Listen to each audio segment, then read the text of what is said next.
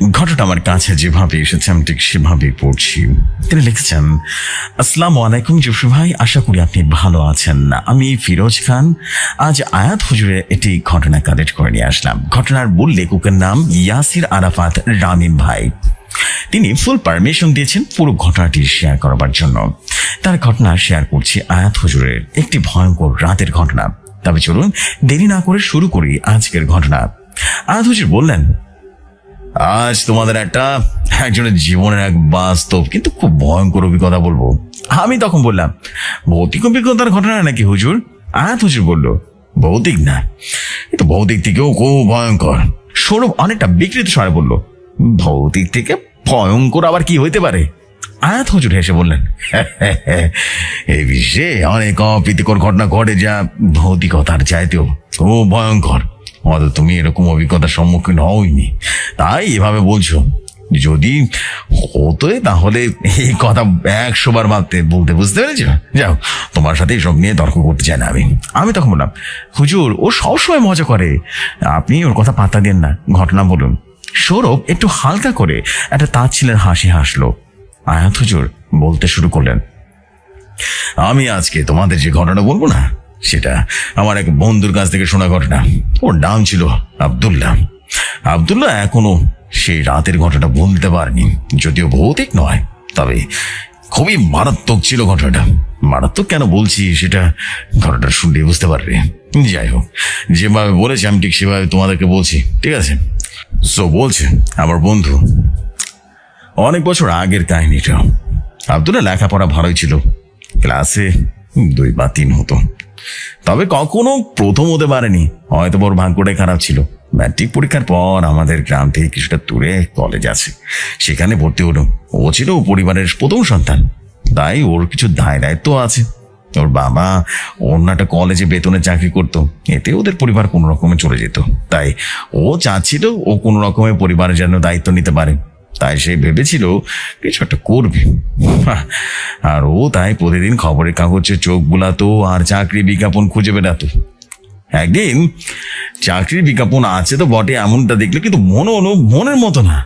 তাই সে দিনের পর দিন চোখ বুলাতে থাকলো, যদি একদিন ভালো কোনো চাকরি চোখে পড়ে যায়।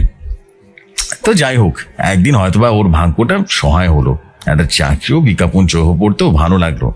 বিজ্ঞাপনটা ছিল লজিং মাস্টারের, মানে কোথাও একজন লজিং মাস্টার লাগবে, 2 জন ছেলেকে পড়াতে হবে, বেতন আলোচনা সাপেক্ষে। পাশের ফোন নম্বর দেওয়া ছিল। যথারীতি ও ফোন নম্বরে কল দিয়ে সবকিছু জেনে নিল আর ঠিকানাটা নিয়ে নিল। আর এই ভেবে খুশি হলো ও ছাড়া এখন কেউ এই নাম্বারে কলও করেনি, ওই প্রথম। ব্যাপারটা ওর কাছে অদ্ভুত লাগলেও এতে ওর মাথা কামায়নি, তবে হয়তো বা ওর মাথা কামানো উচিত ছিল। যাই হোক, সেদিন বিকেলে আমরা যেখানে বসে সবসময় আড্ডা দিই না, সেই জায়গাটা আসে। আব্দুল্লাহ বলল, বন্ধুরা শোনো, আর হয়তো তোমাদের সাথে খুব একটা সাক্ষাৎ হবে না আমার। এই কথা শুনে উপস্থিত আমরা সবাই বেশ চমকে উঠলাম আর এক অদ্ভুত দৃষ্টি নিক্ষেপ করলাম। সেই জায়গা ও সহ আমরা মোটামুটি 6 জন ছিলাম। ও আমাদের এক বন্ধুর নাম বলে দেয়। আমি আর আব্দুল্লাহ আর ছিলাম সেলিম, রহিম, শিহাব আর সুমন। সেলিম বলল, আরে কিরে, তুই কই যাবি? বিদেশ নাকি? হ্যাঁ, বিদেশে চাকরি করতে যাবি নাকি? পড়ালেখা করতে? ভিসা কি ঠিক হচ্ছে নাকি? ভাই যদি পারো আমার একটা ব্যবস্থা করে দিস। সেলিম একটু বেশি কথা বলা যেতে পারে। শিয়া বলল, আই, ওদের একটু টাকা পয়সা আছে নাকি? বিদেশ যাবে, হয়তো বা অন্য জায়গায় লেখাপড়া করতে যাবে আর কি। কি ভাই তুই তাই তো নাকি? আর চাকরি করবে? ওই চাকরি করবে, একটু শরীর একটা চাকরি করলে রোগা হয়ে যাবে, তাই না? সবাই হেসে দিল ওর কথায়। আব্দুল্লাহ বলল, আরে ভাই তোরা একটু চুপ করবি, তোর সব একটু বেশি বুঝিস রে ভাই। সেরকম কোনো ব্যাপার না, আসলে এক জায়গায় একটা লজিং মাস্টার চাকরি পেয়েছি, কাল সেখানে যাব, দেখি ভালো লাগলে থেকে যাব, কাজ করবো, বুঝলি? সুমন বলল, কোথায় পেলি? এই গ্রামে নাকি অন্য কোনো শহরে? বলতো সত্যি করে বল। আব্দুল্লাহ বলল, আসলে ওই খবরের কাগজে বিজ্ঞাপন পেয়েছি, এখান থেকে 4 গ্রাম পর 2 জন ছেলেকে পড়াতে হবে, আশা করি ভালোই হবে। রহিম বলল, দেখিস ভাই, পেপারের বিজ্ঞাপন তো, এসব পেপারের বিজ্ঞাপন আমার খুব একটা সুবিধা লাগে না। গ্রামে অনেকেই তো ওই পেপারের রংটা বিজ্ঞাপন দেখে, প্রতারিত হয়েছে অনেকে। সাবধান, তো কালকে যাবি তো নাকি? তুই তো একা যাবি নাকি অন্য কেউ সাথে যাবে? দেখ প্রথমবার যাবি, কাউকে সাথে নিয়ে যা। আব্দুল্লাহ তখন বলল, হ্যাঁ আমি তো তাই ভাবতেছি, কাউকে একটা সাথে করে নিয়ে যাব। তো তোরা কেউ যাবি? সুমন বলল, তুই যাকে সাথে করে নিয়ে যেতে বলবি তারাই নিয়ে যাব। তবে আমাদের মনে হয় তুই আয়াতকে নিয়ে যা, ওটাই ভালো হইব। ও হাফেজ মানুষ, অনেক দোয়া পড়া জানা, বুঝলি? যদি কোনো বিপদ হয় তাহলে তো দোয়া পড়তে পারে, রক হয়ে যাবে কিন্তু তোর। আব্দুল্লাহ বলল, আরে কিরে আয়াত, যাবি নাকি? আমি বললাম, দেখ তোরা সবাই যখন বলছিস তাহলে গেলাম, আমার কোনো সমস্যা নেই। আব্দুল্লাহ বলল, আচ্ছা তাহলে কালকে আমি সকালে তোকে ডেকে দেবো, কেমন? তুই প্রস্তুতি থাকিস। আমি বললাম, আচ্ছা ঠিক আছে। ওরা সবাই আমাকে ওর সাথে যেতে বললো, আমিও রাজি হয়ে গেলাম। বন্ধুদের আবদার, যদি না যায় তাহলে তো সমস্যা। আর এমনিতেও অনেকদিন দূরে কোথাও বেড়াতে যায় না, ভাবলাম একটা হালকা করে বেড়ানো হয়ে যাবে। যথারীতি আমি সকালে তাড়াতাড়ি করে ঘুম থেকে উঠে বললাম, ওটাই তাড়াতাড়ি প্রস্তুত হয়ে নিলাম। আমি নিজে একটা পাঞ্জাবি আর পায়জামা পরে নিলাম, এটা হয়তো বা সবসময় পোশাক আমার। সকাল 7:30টার দিকে আব্দুল্লাহ আসলো। আব্দুল্লাহ বললো, কিরে ভাই, তুই তো দেখে তাড়াতাড়ি প্রস্তুত হয়ে আছিস একেবারে, এগুলো পড়ে যাবে নাকি? হ্যাঁ, দেখতে তো খুব খারাপ লাগছে না, চল আমরা দুজনে গন্তব্যের উদ্দেশ্যে রওনা হলাম। তোমাদের হয়তো বা এটা মনে হইতেছে যে আমি তোমাদের বলছিলাম না আমার বন্ধুর ঘটনা, যে তো আমি সাথে যেতেছি, আমার সাথেও ঘটেছে কিনা। না, ঘটনা শুরু হতে অনেকটা সময় আছে।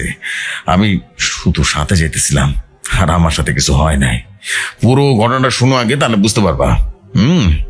প্রায় 2.5 ঘন্টা পর পৌঁছে গেলাম, আর গ্রামের লোকজন ঠিকানা জিজ্ঞেস করতে করতে এগিয়ে গেলাম।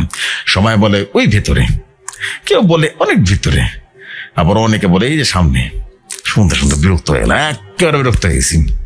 আমি বিরক্ত আব্দুল্লাহ বললাম, আরে ভাই কোন জায়গা নিয়ে এলে রে ভাই?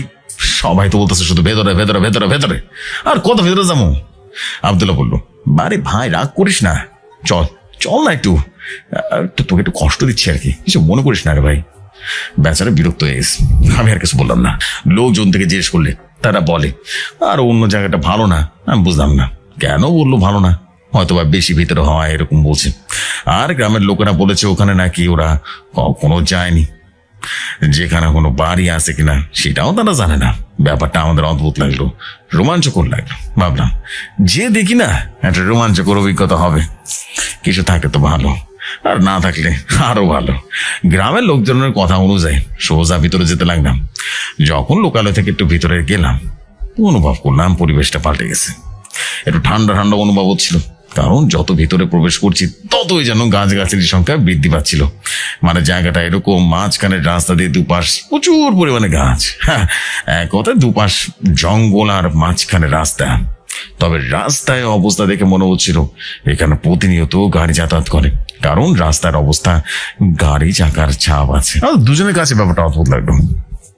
আরো অদ্ভুত লাগলো যখন দেখলাম এত হাঁটার পরেও, গাড়ি চাকার ছাপ থাকার পরেও কোনো গাড়ি চলাচল করছে না, কোনো মানুষ নেই। বেশ অদ্ভুত, তাই না? যাই হোক, আমরা দুজনেই সোজা যেতে লাগলাম। আস্তে আস্তে সোজা রাস্তা দিয়ে গভীরে প্রবেশ করলাম। মাঝে মাঝে কয়েকটা পাখির কিচিমিচির শব্দ শোনা যাচ্ছে। অদ্ভুত ব্যাপার, এখানে কোনো পাখির শব্দ বা ডাক শোনা যাচ্ছে না, আর দেখাও যাচ্ছে না। আমরা দুজনেই নীরবে তাকিয়ে থাকলাম। ঘটনাটা কি ভাবতে লাগলাম, ব্যাপারটা কি?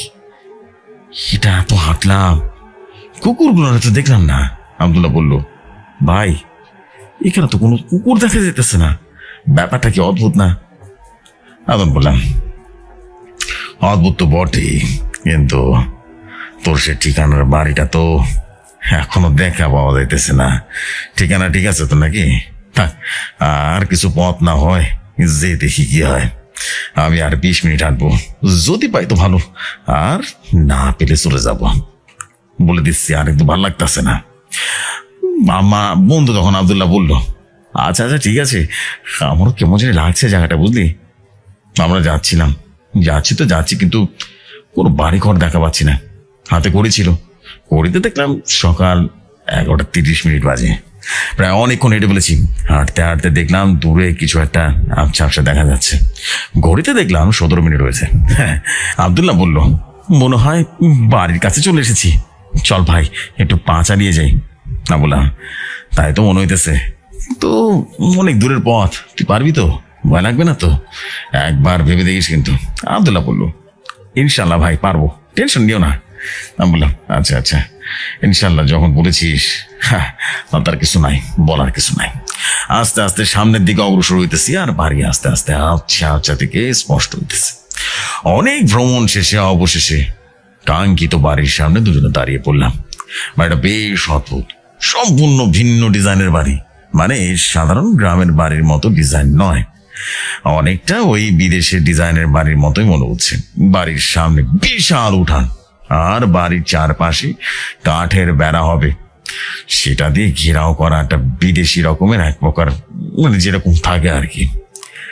আমরা তো এত কিছু জানতাম না, ওতেকার মাঝে বিদেশি বাড়ির ছবি দেখতাম, সেখান থেকে ধারণা আর কি। মজার বিষয় হলো পুরো বাড়িটা কাঠের তৈরি, 2 তলা বাড়ি। ওই তোমাকে বললাম না বিদেশি ডিজাইন। আমি আর বাড়ির বর্ণনা দিচ্ছি না, বিদেশি বাড়ি যেরকম হয় আর কি, তোমরা সেরকম ভাবে ভেবে নিতে পারো। যেখানে বাড়ির গেটটা ছিল সেখানে কাঠের গেট ছিল। আমরা গেটটা খুললাম, কাঠের ক্যাঁত ক্যাঁত শব্দ হলো, দুজনের ভিতরে প্রবেশ করলাম। চারদিকে শুনশান নীরবতা। আমরা আমাদের পায়ের শব্দটা শুনতে পাচ্ছিলাম। মনে হলো শব্দ যেন আমাদের কানের পর্দাটা ফাটিয়ে দিচ্ছে। এবার দরজার কাছে এসে দাঁড়িয়ে পড়লাম। দরজা বন্ধ। আমরা প্রথমে টোকা দিলাম একটা, ঠক ঠক ঠক ঠক করে টোকা দিলাম। না, ও বাস থেকে কোনো উত্তর আসছে না। এবার আব্দুল্লাহ আবারও টোকা দিল, ঠক ঠক ঠক ঠক। না, এবারও কোনো উত্তর আসছে না। এবার জোরে টোকা দিলাম। কিছুক্ষণ পর ধম করে দরজাটা খুলে গেল। দরজাটা খোলার আওয়াজে আমরা দুজনেই বেশ ভয় পেয়ে গেলাম, কারণ দরজাটা খোলার শব্দটা এতটা জোরালো ছিল। কাঠের দরজা তো। দেখলাম একজন ভদ্র মহিলা দরজা খুলে দিল। তবে সে মহিলার মধ্যে আমি অদ্ভুত কিছু লক্ষ্য করেছিলাম, যেমন তার চাহনি, তার চোখ, তার হাব ভাব, আর সবচেয়ে অদ্ভুত যেটা লক্ষ্য করেছি সেটা হলো তার পোশাক। তিনি আল খাল্লা ধরনের ঘন কালো পোশাক পরিধান করে আছে। পোশাকের সবকিছুই কালো, মানে কি বলবো, আমরা যদি কালো পোশাক পরি তাহলে পুরোটা ঘন কালো থাকে না, কোথাও না কোথাও সামান্য হলেও ভিন্ন রং চোখে পড়ে। কিন্তু বইরার পোশাক এতটাই কালো যে পোশাকের সাথে তাকালেই যেন মাথাটা কেমন যেন চক্কর দিয়ে উঠে। আর মহিলা তোমরা যেটাকে হুডি বলো না, ওই ধরনের কিছু একটা পড়েছে।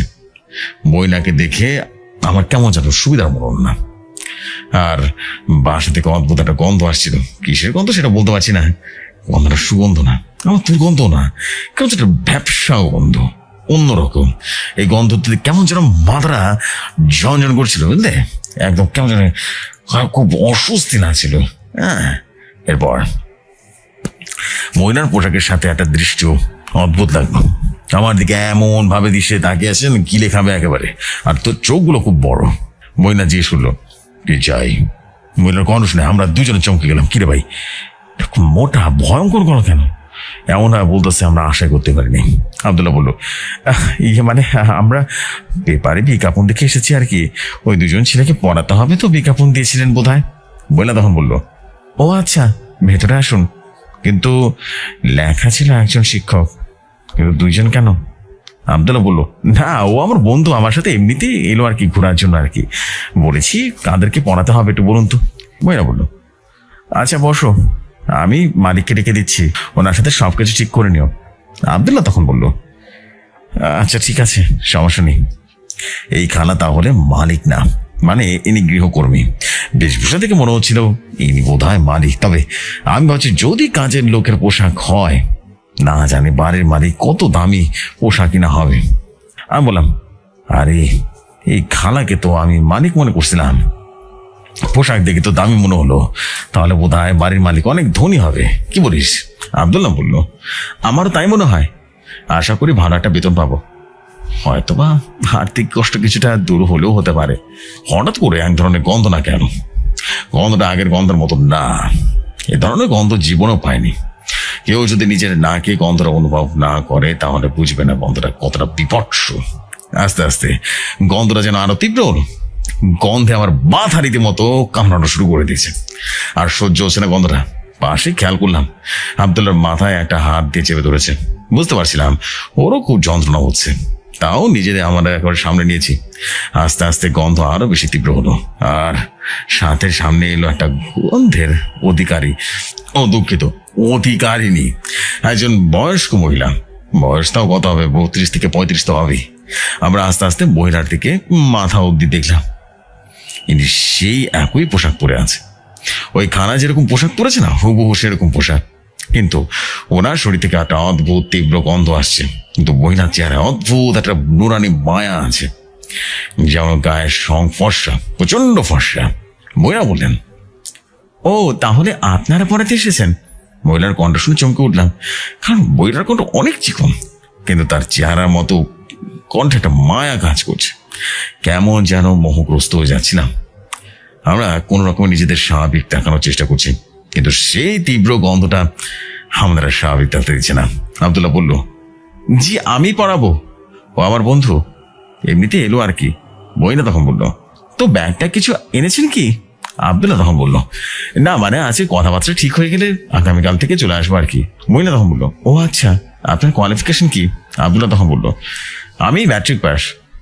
ও ভালো ভালো, তো চাকরি কেন দরকার? আব্দুল্লাহ তখন বলল, আসলে আমি কলেজে ভর্তি হয়েছি, তাই পড়ালেখার পাশাপাশি একটা উপার্জনের রাস্তা থাকলে আমার জন্য খুব উপকার হবে আর কি। মহিলা তখন বলল, ও বেশ ভালো সিদ্ধান্ত। আমি এই বাড়ির মালিক। এই বাড়িতে আমরা 6 জন থাকি, আমি আর আমার স্বামী, 2 ছেলে আর ইনি। এই বাড়ির সবকিছু দেখাশোনা করতে পারেন। ইনি বাড়ির কেয়ারটেকার। আমার 2 ছেলেকে পড়াতে হবে, সবকিছু পড়াতে হবে, পারবেন তো? আব্দুল্লাহ তখন বলল, জি অবশ্যই, কেন পারবো না? মহিলা বলল, বেতন কিন্তু ভালোই দেবো, প্রতিদিন পড়াতে হবে, দিনে 2 বার, সকাল আর রাতে। ওদের পড়ানোর পর যদি সময় থাকে তাহলে বাইরে অন্য কোনো কাজ করতে পারেন। আর আমি আপনাকে বেতনের 3 ভাগের 1 ভাগ মাসের শুরুতে দিয়ে দিব, আর বাকি 2 ভাগ মাসের শেষে পাবেন। আপাতত এতটুকুই, পারবেন তো? আব্দুল্লাহ তখন বলল, জি ঠিক আছে, আমি আগামীকাল থেকে চলে আসবো তাহলে। মহিলা তখন বলল, যাও ওনাদের জন্য চা নাস্তা নিয়ে আসো। আব্দুল্লাহ বলল, না না না, এসবের দরকার নেই, আমরা চলে যাবো এখনই।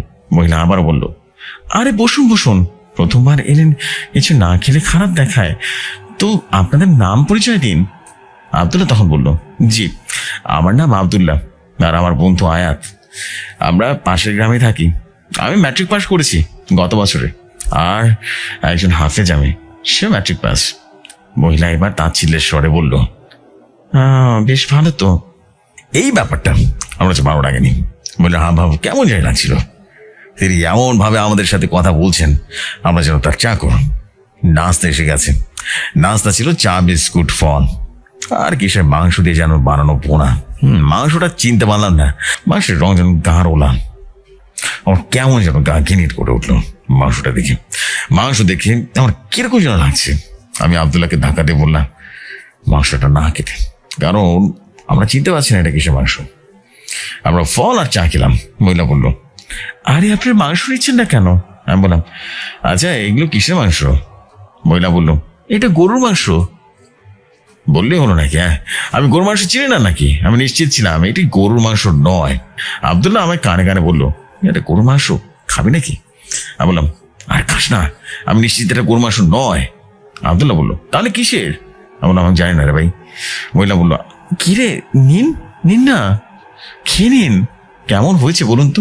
আমি বললাম, আসলে আমরা 2 জনেই মাংস খাই না, ডাক্তারের নিষেধ আছে। মহিলা বললো, ও আচ্ছা, তাহলে আর কি করার। আমি মাংসের প্লেটের বাটিটা না কিনে গন্ধটা শুকেছিলাম। কি যে বিশ্রী গন্ধ, মনে হচ্ছিল মাংসটা পেটে গেলে পেটে একেবারে পেরিয়ে যাবে আর বমি হয়ে যাবে। আমি বললাম, আচ্ছা ম্যাডাম, আমরা তাহলে আসি, কেমন? অনেক দূরের পথ তো, একটু দেরি হয়ে যাবে। মহিলা বললো, আচ্ছা তাহলে কালকে ঠিকঠাক মতো চলে আসবেন, আমি অপেক্ষা করবো। আমি বললাম, আচ্ছা। আব্দুল্লাহ তখন বললো, আচ্ছা ঠিক আছে। আমরা ঘর থেকে বেরিয়ে গেলাম। ও আচ্ছা, তোমাদের ঘরের কিছু বর্ণনা দিনি, হ্যাঁ, তাহলে বুঝতে সুবিধা হবে। আমি যতটুকু দেখেছি আর কি। আমার তোর সামনের রুমে বসছিলাম, সেই রুমটারই বর্ণনা দিচ্ছি, কেমন? তোর সামনের রুমটা অনেক বড় ছিল। তোমাদের বললাম না, বাসাটা বিদেশি ডিজাইনের নকশা করা। ভিতরেও দেখলাম সেরকমই। মেঝেটা কাঠের, মেঝেতে হাঁটতে চলতে আওয়াজ হয়। রুমে একটা সোফা সেট, একটা ডাইনিং টেবিল আছে, একটা শোকেস, বিভিন্ন রকমের শোপিস। আর আমি যেদিকে বসেছিলাম না, তার ডান পাশে বিশাল কাঁচের জানালা। জানালা বললে ভুল হবে, বলতে হবে কাঁচের দেয়াল। আর বিভিন্ন রকমের বিভিন্ন জাতের ফুলের টব আছে। তবে হ্যাঁ, দেয়ালে যেন অনেক ছবি আর চিত্রকর্ম দেখলাম। লক্ষ্য করলাম বেশিরভাগ ছবি ত্রিভুজ আকৃতির। একটা ছবি এরকম ছিল, তার মধ্যে একটা ছাগলের মাথা। হ্যাঁ, আর একটা ছবি দেখলাম অনেকটা বোফামেটের মতো। আর বেশিরভাগ ছবি দেখলাম ত্রিভুজের মতো। একটা চোখ, অদ্ভুত। এসব দেখে আমার অস্বস্তি লাগছিল, কেমন যেন খুব বিকৃত লাগছিল। বাসা থেকে বের হতেই আব্দুল্লাহ বলল, কিরে তুই এটা কি করলি বলতো? আমি বললাম, আবার কি করলাম? আব্দুল্লাহ বলল, আরে তুই এটা কি করলি? মাংসটা খেলি না কেন? তুই বলতিস তুই খাস না, আমার কথা বলতে গেলি কেন? আমি তখন বললাম, শোন, তুই কি এই চাকরিটা করবি? আব্দুল্লাহ তখন বলল, কেন করবো না? না করার কি হলো বলতো? আমি বললাম, দেখ, আমি যদি বলি না করতে তুই কি মানবি? মানবি না। আর তাছাড়া তুই আর্থিক অবস্থাও সেরকম কিন্তু ভালো না, তাই তোকে মানা করতে পারছি না। তবে আমি একটা উপদেশ দিব, সেটা কি মানবি তুই? আব্দুল্লাহ বলল, কি বলি বল, যদি মানার মতো হয় অবশ্যই মানবো। আশা করি সেরকম কোনো উপদেশ দিবি না। আমি বললাম, আরে ভাই শোন, আমি যা বলবো তোর ভালোর জন্যই বলবো। আব্দুল্লাহ বলল, আচ্ছা বল তুই। আমি বললাম, ভাই তুই সেখানে গিয়ে সবসময় দোয়া করে থাকবি, ঠিক আছে? আর সবসময় অজুহাত অবস্থায় থাকবি, সবসময় তার কুস্তি করবি, আর প্রতিদিন সব ওয়াক্তে নামাজ পড়বি। আব্দুল্লাহ বলল, আরে ভাই তোর আবার হঠাৎ করে হলোটা কি? আমি কি সবসময় অজু করবো নাকি? আর নামাজ পড়বো সেটা বলার কি বিষয় না তো, কিন্তু সবসময় অজু করে থাকতে হবে কেন? বুঝলাম না, তুই কি আন্দাজ করছিস না কিছু একটা? আমি বললাম, বাড়িটা দেখলি এরকম বিদেশি ডিজাইনের, আর ছবিগুলো দেখলি নাকি? শোন, ভুলেও ছবিগুলোর দিকে তাকাবি না। তাকালে কেমন যেন মাথাটা ঝিমঝিম করে, মুখ কাজ করে। শুধু ছবি কেন, পুরো বাড়িটাই আর বাড়ির লোকেরা কেমন যেন আমার কাছে ভালো লাগছে না। সবকিছু কেমন যেন মায়া মায়া লাগছে। হ্যাঁ, আমার না কেন যেন মায়ার নগরী মনে হলো, মায়ার নগরীতে ঘুরে এলাম, বুঝলি? আব্দুল্লাহ চিন্তিত স্বরে বলল, বুঝলাম। আমি বললাম, ঘুমানোর আগে দোয়া পরে ঘুমনি। হ্যাঁ, আর গভীর ঘুম দিস না যেন। ঘুম এমন হবে যেন কোনো কিছু শব্দ পেলে জেগে দিতে পারিস। আব্দুল্লাহ বলল, আরে ভাই এত রহস্য করে কথা বলছিস কেন? আমি তখন বললাম, শোন, আর পালানোর জন্য একটা জায়গা ঠিক করে রাখি, বাই চান্স যদি বিপদ হয় তাহলে যেন সহজে পাঠাতে পারিস। আব্দুল্লাহ তখন বলল, তারপর? আমি বললাম, খাওয়ার ব্যাপারে অবশ্যই সতর্ক থাকিস, মাছ খাওয়াবি না, আর খাওয়া তো দূরের কথা, ছুঁয়েও দেখবি না। ফলমূল শাকসবজি যাই খাস না কেন, খাওয়ার আগে অবশ্য দোয়া পরে খাবি। আব্দুল্লাহ তখন বলল, এতক্ষণ পর্যন্ত ঠিক ছিল, কিন্তু খাওয়ার ব্যাপারে নিষেধাজ্ঞা কেন দিলি রে? হ্যাঁ, একটু ঝেড়ে কাস তো বাবা। আবার বললাম, শোন শোন শোন, আমি তোকে কিছু এখনো বলিনি। আমি সে মাংসর বাটিটা দেখে সন্দেহ করেছিলাম, তাই সেটার ঘ্রাণ নেওয়ার জন্য নাকের সামনে ধরেছিলাম। ভাই রে ভাই, কি যে বিশ্রী গন্ধ! এমন মনে হলো যেন পেট থেকে সবকিছু বেরিয়ে আসবে। আব্দুল্লাহ বলল, ও বুঝলাম, তো তোর এখানে কোনো সন্দেহ হচ্ছে তাই না? আমি বললাম, হচ্ছে, কিন্তু সন্দেহ নিশ্চিত নয়, তাই সরাসরি কিছু বলতে পারছি না। আব্দুল্লাহ বলল, আর কোনো উপদেশ আছে কি? আমি বললাম, এখনই আরেকটা কথা মাথায় এলো। আব্দুল্লাহ বলল, বলে ফেন, নির্দ্বিধায় বলে ফেন। আমি তখন বললাম, আমার পরিবারটা কেমন যেন করে মানে সন্দেহ হচ্ছে, বুঝলি? এদের এরকম পোশাক আর উপরে বিভিন্ন ধরনের অদ্ভুত ছবি, বুঝছিস কিছু? আব্দুল্লাহ বলল, না রে ভাই, আমি এসব বুঝি নাই। তুই তো কিসব বিদেশি পত্রিকার খবর আর সেসব তথ্যমূলক ম্যাগাজিন পড়িস, তুই ভালো বুঝবি। আমি বললাম, হ্যাঁ তা অবশ্য ঠিক, আমি যেটা সন্দেহ করছি সেটা তোকে এই মুহূর্তে বলতে পারছি না। তবে আমি একটা বিদেশি ম্যাগাজিনে পড়েছিলাম, এরকম কোনো চিহ্ন থাকলে গোপন সংগঠনের সাথে জড়িত আছে, এটা বুঝতে হবে। তবে আমি সেসব তোকে এই মুহূর্তে বলতে পারবো না, ঠিক আছে? আব্দুল্লাহ বলল, সংগঠন মানে এদের কাজ কি? আমি বললাম, থাক থাক, এইসব তোকে পরে বলবো, শুধু এখন যেটা বলবো মনোযোগ দিয়ে শোন। আব্দুল্লাহ বলল, আচ্ছা বল। আমি বললাম, শোন, যদি দেখিস তোর উপরে কোনো বিপদ আসছে, যদি মনে হয় তোর কোনো ক্ষতি হবে এরকম ভাবিস, তাহলে একটা বিকল্প পথ বেছে রাখবি। মানে বলতে চাচ্ছি, তুই একটা পালানোর রাস্তা বের করে রাখবি, যেটা তুই ছাড়া আর কেউ জানবে না, বুঝলি? আব্দুল্লাহ বলল, তুই হঠাৎ করে এটা বললি কেন? এত রহস্য করছিস কেন তুই বলতো? আমি বললাম, আমি শুধু সাবধান হতে বলেছি, এমন না যে তোর ব্যবস্থার বিপদ আসবে, আমি এমনটা কিন্তু বলিনি। সাবধানতার মাইন্ড নেই, বুঝিস? আর একটা জিনিস চিন্তা করে দেখেছিস, সেখানে তুই ছাড়া আর কেউ যোগাযোগ করেনি, কিন্তু আসলে অদ্ভুত একটা পরিবার এটা। আব্দুল্লাহ বলল, তাও ঠিকই বলেছিস, আমিও কিন্তু এটা ভেবেছি। আমি বললাম, আমার এই পরিবারটাকে প্রচন্ড সন্দেহ হচ্ছে। যাই হোক, তুই তো যাচ্ছিসই, তুই না হয় আমাকে এসে তোর সাথে অপ্রিয় যদি কিছু করে থাকে সেগুলো আমাকে বলবি, ঠিক আছে? এবার এসব প্রসঙ্গ বাদ দে। আব্দুল্লাহ বলল, তাহলে আমি কালকে আসছি, আর তুই কি আমার সাথে আসবি? আমি বললাম, আমি তোকে বাড়ি পর্যন্ত গিয়ে দিতে পারবো, তবে বাড়ির সামনে যেতে পারবো না।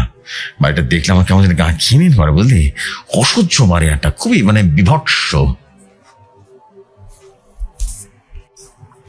অবশেষে সেদিনটা চলে এলো, যেদিন আব্দুল্লাহ তার প্রথম চাকরিতে যাবে।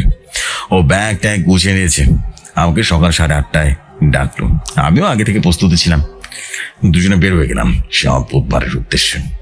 আমি অবশ্য বাড়ির ত্রিসীমানায় যাব না, দূর থেকে ওকে রেখে চলে আসবো।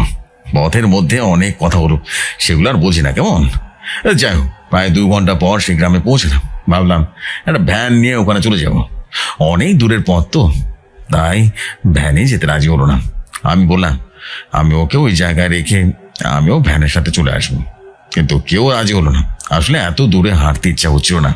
আমরা অপেক্ষা করছিলাম আরো কয়েকটা ভ্যান দেখবো, যদি পাই ভালো, না হলে হেঁটেই যাবো। অনেক ভ্যান এলো, কিন্তু কেউ কিছু যেতে চাইলো না। অগত্যা আর কিছু করার যখন বনের রাস্তার দিকে পা বাড়ালাম, হঠাৎ একজন বলে উঠলো, ভাইজান আমি জামু, আসেন। পিছন ফিরে দেখলাম একজন বয়স্ক লোক, বয়স কত হবে, 60 বা 65 মতো হবে। আমি বললাম, চাচা কেউ যেতে রাজি হচ্ছে না, আপনি যেতে চাইছেন কেন? চাচা বলল, ওরা ভয় পাইছে ভাইজান। আমার তো ভয় পাওয়ার কোনো কারণ নাই, বুড়া হয়েছি, আজ নয় কাল চলে যাইতে যাবো, বুঝলেন ভাইজান? পেটের দায়ে এসব করি, তাই ভয় ডর আমার মধ্যে নাই। বললাম, কেন চাচা, আপনার কি ছেলে মেয়ে নাই? বিদ্যাটা তার ছিল, হাসি আসলো আর বলল, পোলা পালা আছে তো, কিন্তু তারা তো দেখে না, তারা তো গো বউ বাচ্চা লয় আলাদা আলাদা, তাই দেখতে অব্দি হয় না। আমরা 2 বুড়া বুড়ি কোনো রকমে না খায়া আছি আর কি। আসলে এসব কথা শুনে আমি দুজনে বেশ কষ্ট পেলাম। বেচারা এই বয়সে ভ্যান চালায়। ভাবলাম চাচাকে একটু ভাড়া বেশি দেবো, বৃদ্ধ মানুষ এত কষ্ট করে নেবে, তার উপরে কেউ যদি না যেতে রাজি হয় তাহলে কেমন হয়? তাই তার প্রতি একটা কিছুটা কৃতজ্ঞতা দেখালাম। আমরা দেরি না করে ভ্যানে উঠে বসে পড়লাম। ভ্যান চলছে আস্তে আস্তে, চাচা তার শক্তি অনুযায়ী চালাচ্ছেন, আমাদেরও তারা নেই, হাঁটতে হচ্ছেই না অনেকটা। আমি চাচাকে জিজ্ঞেস করলাম, আচ্ছা চাচা, বাকি ভ্যান চালকরা এখানে আসতে ভয় পাইতেছিল কেন? এখানে কিছু আছে নাকি? চাচা বলল, আমি তো তেমন কিছু জানি না ভাইজান, এমনি লোক মুখে শুনেছি আর কি। আমি বললাম, কি শুনছেন বলেন তো?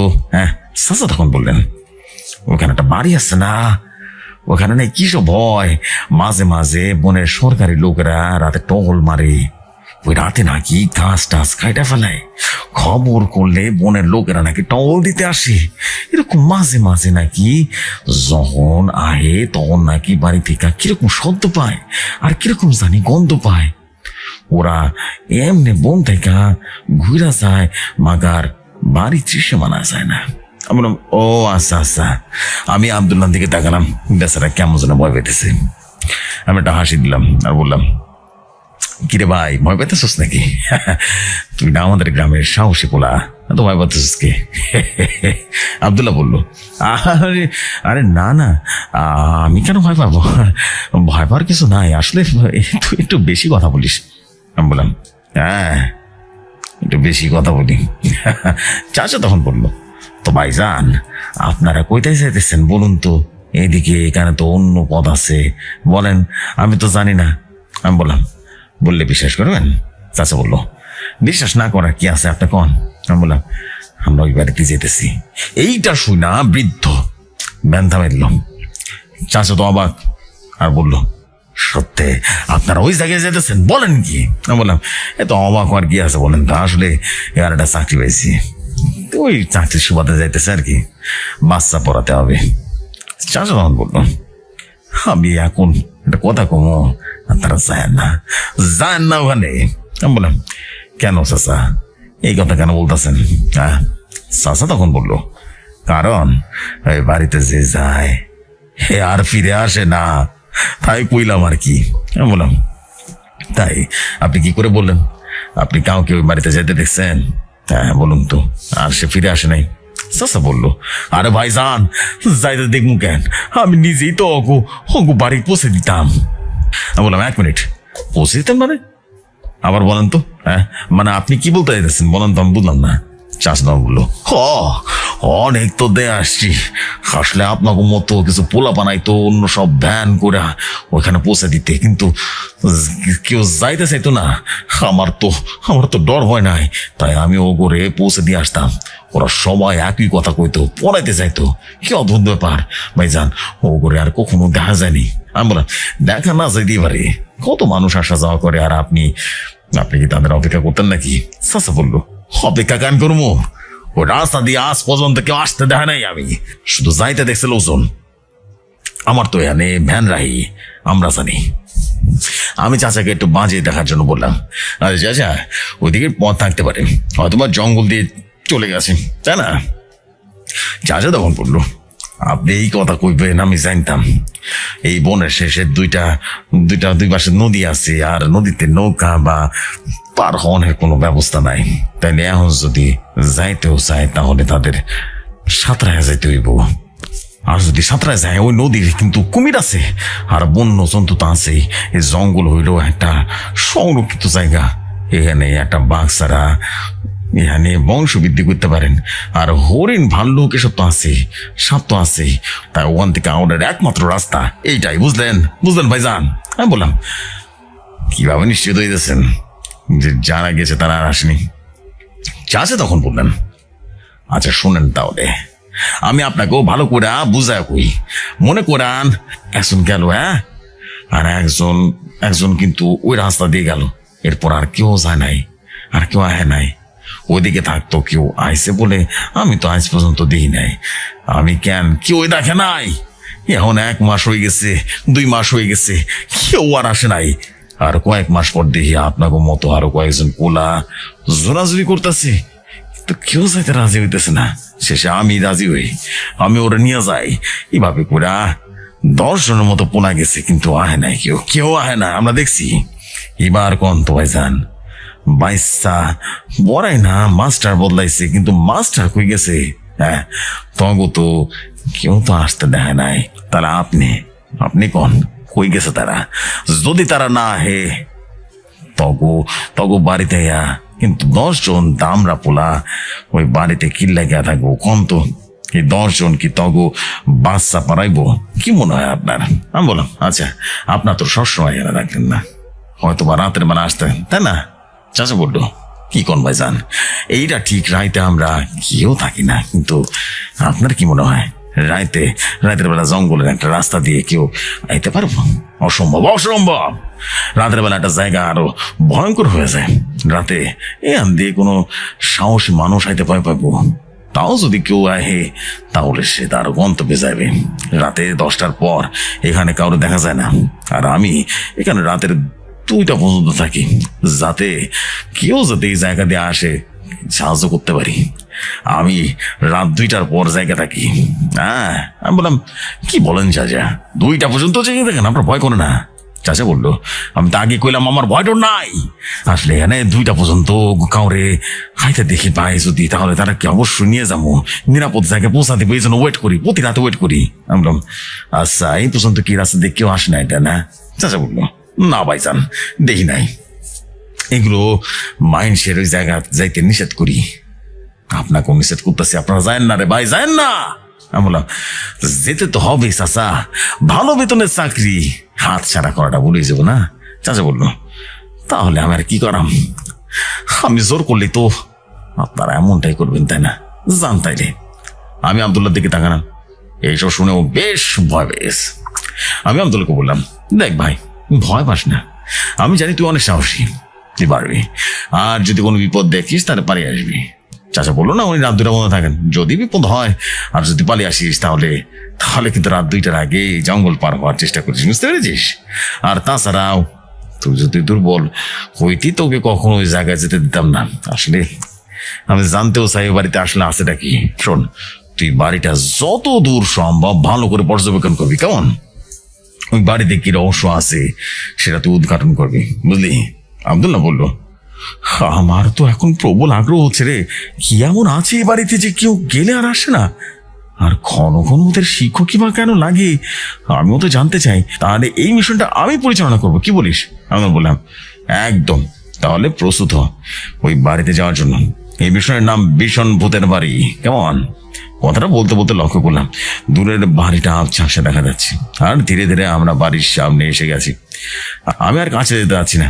আমি চাচাকে বললাম, চাচা এবার থামেন, বাড়ি তো চলে আসছে, এবার নামা যাক। চাচা বলে উঠলো, বাড়ি তো আরো কিছুটা দূর আছে, আর চাইবেন না? আমি বললাম, না চাচা এখানে রাখেন। আমি আর আব্দুল্লাহ ভ্যান থেকে নেমে গেলাম। আমি বললাম, চাচা আপনি একটু এখানে দাঁড়ান, আমরা একটু পথ বাড়ি দিয়ে আসছি। হ্যাঁ। চাচা বললো, ওরা বাড়াই দিবেন মানে? বুঝলাম না, আপনি চাইবেন না? হ্যাঁ। আমি বললাম, না চাচা আমি যাইতেছি না, আসলে চাকরিটা পেয়েছি, আমি শুধু ওকে বাড়ি দিতে আসলাম আর কি। চাচা বলল, আরেকবার ভাইবা দেখেন, বিপদ কিন্তু আছে। আমি বললাম, আর ভেবে দেখার দরকার নাই, আব্দুল্লাহ চল প্রস্তুত হ। এত যখন এই বাড়িতে রহস্য, যা সেই রহস্য উদ্ঘাটন করেই দেখি। আর শোন, যদি জিজ্ঞেস করে তাহলে তুই বলবি তুই একা এসেছিস। এবার যা, তুই পারবি তো? ইনশাআল্লাহ। আব্দুল্লাহ বললো, ইনশাআল্লাহ বন্ধু, এবার আসি, খুব শীঘ্রই আবার দেখা হচ্ছে। আব্দুল্লাহকে কিছুটা পথ এগিয়ে দে, তারপর ধীরে ধীরে একাই চলে গেল। আব্দুল্লাহ সে ভূতরা বাড়িতে পৌঁছে পিছন ফিরে তাকালো, এবং আমি তখন চাচাকে বললাম ভ্যান চালাতে। চাচা বলল, আপনি এইভাবে ওরে বাঘের গুহায় রেখে গেলেন? আমি বললাম, চাচা বাঘের গুহা অনেক ভালো, কিন্তু মানুষের গুহা বাঘের গুহার থেকে অনেক ভয়াবহ। আমার মনে হয় বাড়িতে কিছু অসামাজিক কার্যকলাপ হচ্ছে। হ্যাঁ, দেখা যাক, ও ফিরে এলেই জানতে পারবো। আপনি তো বললেনই আপনি রাত 2টা পর্যন্ত থাকেন কিন্তু চাচা এদিক দিয়ে খেয়াল রাখবেন, যদি কখনো আমার বন্ধুকে দেখতে পান তাহলে সাথে করে নিয়ে আসেন। চাচা বললো, হ্যাঁ আমি তো আছি, আপনি চিন্তা করেন না, মানুষের ভালো করতে আমার ভালো লাগে। এরপর চাচার সাথে আর কিছু গল্প করতে করতে জঙ্গল পার হচ্ছি।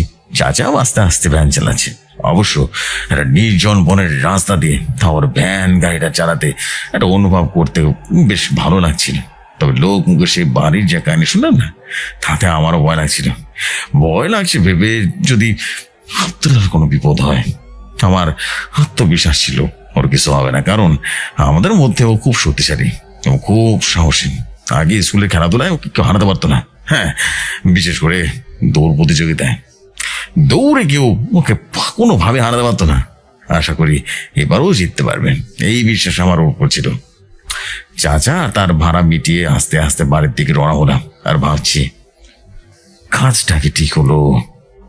এরকম একটা রহস্যময় ভৌতিক বাড়িতে ওরে একা একা যেতে দিলাম, জানি না ঠিক হলো নাকি ভুল হলো। ঠিক ভুল সব আব্দুল্লাহ আসলেই জানতে পারবো। আমার কি, আমি গেলাম। দিন যায়, রাত যায়, সময় তার নিজ গতিতে অতিবাহিত হচ্ছিল। আমরা আমাদের দৈনন্দিন কাজ নিয়ে ব্যস্ত হয়ে পড়েছি।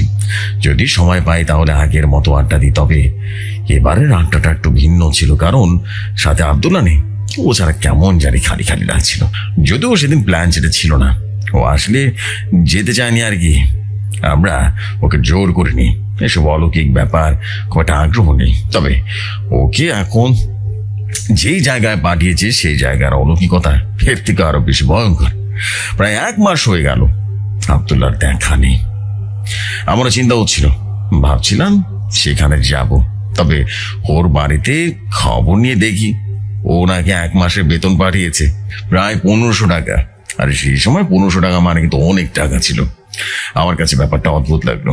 2 বাচ্চাকে পড়াতে 1500 টাকা দেয়, এত? না না না না। এবার ভাবতে হচ্ছে, দেখছি ওর বাড়ি থেকে জানিয়েছে ও নাকি ভালো আছে, ভালো থাকলেই ভালো। আর হ্যাঁ, আরেকটা কথা, টাকাটা কিন্তু ও এসে দিয়ে যায়নি, ডাক করে বাড়িয়েছিল। আমি একটু ভাবতে লাগলাম, এত টাকা কেন দেবে? লোক মুখে শুনেছিলাম পাঠাকে বলি দেওয়ার আগে নাকি তাকে ভালো করে খাওয়ানো হয়। আমারও এরকমই কেন যেন মন সায় দিচ্ছিল না, মনে হচ্ছিল এরকম কিছু হতে পারে। যাই হোক, দেখা যাক কি হয়। ওর সাহসী ছেলে, আশা করি ওর কেউ ক্ষতি করতে পারবে না। পরের মাসে প্রায় 15 দিন হয়ে গেছে। 16 দিনের সময় এক আচরণ ঘটনা ঘটলো। আমরা সবাই মিলে প্রতিবারের মতো আড্ডা দিচ্ছিলাম। ও মা, আড্ডার মাঝে হঠাৎ করে আব্দুল্লাহ হাজির। সবাই হতভম্ব, সাথে আমিও অবাক হলাম। কিন্তু আব্দুল্লাহর মুখটা কেমন যেন কালো হয়ে আছে, বেচারা শুকিয়ে গেছে। সবাই ওকে দেখে হাসি ঠাট্টা ইত্যাদি করছিল। কেউ বলছে, ভাই বড় বেতনে চাকরি পেয়ে বন্ধুদের ভুলে গেলি। আবার আরেকজন বলছিল, ভাই এতদিন কোথা থেকে আরামে ছিলি, তাই না? খুব আরামে ছিলি।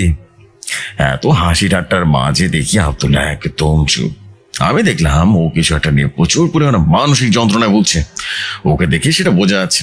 আব্দুল্লাহ বলল, আমি তোদের কিছু বলতে চাই, তোরা কি শুনবি? সবাই বলল, হ্যাঁ শুনবো, কি এমন বলবি বল। আব্দুল্লাহ বলল, আমি চাইছিলাম আয়াতকে বলবো, কিন্তু পরে ভাবলাম আমারই তো, তাই আমি সবাইকে এমন কিছু বলবো যা সবার শোনা উচিত। আমি বললাম, তুই কখন এলি রে? আব্দুল্লাহ বলল, আজ ভোরেই। রাত ভোর, তা প্রায় ভোর 5টা হবে। ওর এই কথা শুনে আমরা বেশ অবাক হয়ে গেলাম। ভাবতে লাগলাম, হঠাৎ ভোর 5টায় কেন আসতে লাগলো? আমি বললাম, 5টা? এত সকালে কেন এলি? আব্দুল্লাহ বলল, কেন আসলাম সেটাই তো বলবো তোদেরকে। আচ্ছা বল শুনি। আব্দুল্লাহ বলতে শুরু করলো, আচ্ছা আয়াত তোদের কি কিছু বলেছে? কিছু বলছে মানে কি বলবে? তুই কি আয়াতকে কিছু বলেছিস নাকি? আব্দুল্লাহ তখন বললো, তাহলেও কিছু বলেনি। আচ্ছা তাহলে আমি বলছি, ভালো করে শোন। তোদের আজকে আমি এক ভয়ঙ্কর রাতের বর্ণনা দেব। সবাই তখন বললো, ভয়ঙ্কর মানে কি বলছিস এসব? তুই গেছিলি কাউকে পড়াতে, তাহলে আবার ভয়ঙ্কর কি হবে? আব্দুল্লাহ তখন বললো, তাহলে সেটাই বলছি, ভালো করে শোন, আর মাঝে আটকাবি না, কিন্তু কোনো কথা বলবি না। সবাই তখন বললো, আচ্ছা বল, আমরা সবাই শোনার জন্য প্রস্তুত আছি। এরপর আব্দুল্লাহ এমন এক ভয়ঙ্কর রাতের বর্ণনা দিতে শুরু করলো না, যা কেউ কল্পনা করতে পারেনি। আব্দুল্লাহ বলল, তুই নামিয়ে দেওয়ার পর থেকে আমি আস্তে আস্তে গিয়ে সে বাড়িতে প্রবেশ করি। মোটামুটি সবকিছু ঠিক ছিল জানিস। আমি বসার কিছুক্ষণ পর দেখলাম মহিলা তার স্বামীকে নিয়ে উপস্থিত হচ্ছে। বলে তার স্বামীকে আমার সাথে পরিচয় করে দিল। মহিলা বলল, তো কেমন আছেন? তাহলে এসে গেছেন? আচ্ছা পরিচয় করে দিই, ও আমার স্বামী, এনার নাম হচ্ছে আগুন, আর আমার নাম মেঘ। বেশ অদ্ভুত নাম দুজনের, কিন্তু নামের আগে পিছিয়ে কিছুই বলো না। তাই বুঝতে পারছি মুসলিম নাকি ধর্মের, কোন ধর্মের সেটা বুঝতে পারছিলাম না। তা যাই হোক, ওরা যখন বলতে চাচ্ছে না তাই আমিও জিজ্ঞেস করলাম না। তবে একটা জিনিস বেশ রহস্যময় লাগলো আমার নিজের কাছে। দেখলাম তারা দুজনে একই রঙের পোশাক পরে আছে, কালো রঙের। ওই গতদিন যে পোশাক সেরকম আর কি। এটা আমার কাছে কেমন জানি লাগলো। যাই হোক, আমি এত কিছু ভাবলাম না। কিছুক্ষণ পর দুটা ছেলে উপস্থিত হলো। মেঘ নামে সে মহিলা পরিচয় করে দিল, এরাই হচ্ছে আমার ছাত্র। ওর নাম হচ্ছে অনল, আরেকজনের নাম হচ্ছে অগ্নি। অনলের বয়স 12 বছর আর অগ্নির বয়স 9 বছর। আর তিনি আরো বললেন, আপনাকে তো বললামই আমার মেয়ে আছে, ওর নাম বন্নি, ওই তো সোফায় বসে আছে। আমি তখন খেয়ালই করিনি, দেখলাম সোফায় একটা মেয়ে বসে আছে। তা বয়স কত হবে, 7 থেকে 8 বছর। কিন্তু সে কোনো নড়াচড়া করছে না, এক পলকে এক দৃষ্টিতে এক মনে আমার দিকে তাকিয়ে আছে, যেন একটা জীবন্ত ভাস্কর্য। আমি কিছুক্ষণ ওর দিকে তাকিয়ে থাকলাম, কিন্তু সে একেবারেই স্থির, কোনো নাড়াচাড়া করছে না। মেঘ বলল, আসলে ও প্রতিবন্ধী, নাড়াচাড়া করতে পারে না, এদিকে ফ্যাল ফ্যাল করে তাকিয়ে থাকে, কথা বলে না। আসলে বলে না নাকি বলতে পারে না, শোনে না, এটা আমরা জানি না। অনেক ডাক্তার দেখেছি কিন্তু কোনো লাভ হয়নি, এভাবেই আছে আর আজীবন এভাবেই থাকবে। বইলা চোখ দেখে রীতিমতো ক্ষণিক্ষণের জন্য পানি বেরিয়ে গেল। সে পড়লে পড়ুক, তাতে আমার কি। কিন্তু সমস্যা হলো, এই পরিবারটা বেশ অদ্ভুত পরিবার। এতক্ষণে খেয়াল করিনি, আরো একবার চমকে গেলাম। ওই 2 ছেলে আর মেয়েটা একই রঙের পোশাক পরেছে, মানে ওদের পোশাকও কালো। এইসব দেখে আমার মাথাটা যেন চক্কর দিয়ে উঠলো। এই বাড়িতে সবকিছু কালো। এবার আমার একটু ভয় পেতে লাগলাম। এ কোথায় এসে ফেসে গেলাম আমি? ভয় হবারই কথা। এটা মানছি, মানুষ তার পছন্দের যে কোনো রং বেছে নিতে পারে, কালো বেছে নিতে পারে। তাই বলে পুরো পরিবার প্রিয় রং কালো হবে, এটা কিভাবে সম্ভব? বাসার সব কিছু কালো, বিছানায় খাটের রং, জগ, বাসন কোসন সবকিছু কালো। এইসব দেখে আমার খুবই অস্বস্তি লাগলো, শরীরটা কেমন যেন গুলিয়ে উঠছে। এরই মধ্যে সে মেঘ নামের মহিলা বলতে লাগলো, কথা অনুযায়ী আপনাকে একটা রুম দেওয়া হবে, আর খাওয়া দাওয়া আমাদের, আর 2 ভাড়া পড়াতে হবে, সেটা তো বললামই। আর পরে যদি আপনি সময় পান তাহলে চাইলে বাইরে অন্য কোনো কাজ করতে পারেন। আশা করি সবকিছু বুঝতে পেরেছেন। এখন হিসাবের কথায় আসি। আমরা ঠিক করেছি সবকিছু মিলে আপনাকে 2,000 টাকা দিব। মাসের প্রথম দিনে 500 টাকা আর মাসের শেষের দিকে 1500 টাকা। ঠিক আছে? 2,000 টাকার কথা শুনে আমি বেশ ভালো লাগলো। এত টাকা দিবে কল্পনাই করিনি। আমি তখন বললাম, জি জি, সমস্যা নেই, এতে চলবে। মেঘ নামের সে মহিলা তখন বলল, ঠিক আছে, এই মহিলা আপনার রুম দেখিয়ে দিবে। ইনি বাড়ির আয়া, বাড়ির সব কাজ উনি করেন, রান্না থেকে শুরু করে ধোয়া মোছা সব করে। তারপর মহিলা আয়াকে উদ্দেশ্য করে বলল, ওনাকে রুম দেখিয়ে দাও আর নিয়ম কানুন সম্পর্কে সব বলে দাও, সব কিছু বুঝিয়ে দিবে কিন্তু। আয়া তখন বলল, জি আইসা, আসুন আমার সাথে আসুন। আমি আয়ার সাথে রাতে আছিলাম, ভাবছিলাম ওনাকে জিজ্ঞেস করি এখানে সব কিছু কালো কেন, কিন্তু সাহসে কুলাচ্ছে না। উনি আমাকে নিচের তলায় কোনায় একটা রুমের দিকে নিয়ে গেলেন। দরজাটা কাঠের। যখন দরজা খুললেন তখন ক্যাত করে একটা আওয়াজ আসলো। আমি এই রুমের বাইরে দাঁড়িয়ে ভাবছিলাম হয়তো এই রুমটাও কালো হবে। আমি রুমের ভিতরে প্রবেশ করেই পুরো হতভম্ব হয়ে যায়। এই রুমটা ভিন্ন, মানে কালো নয়। দেয়ালে কাঠের কিছু চকচক করছে আর সব কিছু রং যেন ভিন্ন। এইসব দেখে একটু অস্বস্তি লাগছিল। অন্তত আমাকে কালো রুমে থাকতে হচ্ছে না। এবার তোদের একটু বর্ণনা দি রুমটার। হ্যাঁ, মনোযোগ দিয়ে শুনবি। রুমটা খুব একটা বড় নয়। দুটো খাট আছে, একটা পড়ার টেবিল, একটা আলমারি আর কিছু অবিবাহিত জিনিসপত্র আছে। আমি আসবো বলে হয়তো বা রুমটা সুন্দর করে পরিপাটি করা। রুমের পড়ার টেবিলের পাশে একটা জানালা রয়েছে। সেই জানালা দিয়ে জঙ্গল দেখা যায়। জানালাটা ওই লোহার শিক দিয়ে জানালা থাকে না, ওরকম আর কি। আর এই রুমটা হয়তো বা ওর স্টোর রুম হিসেবে ব্যবহার করে।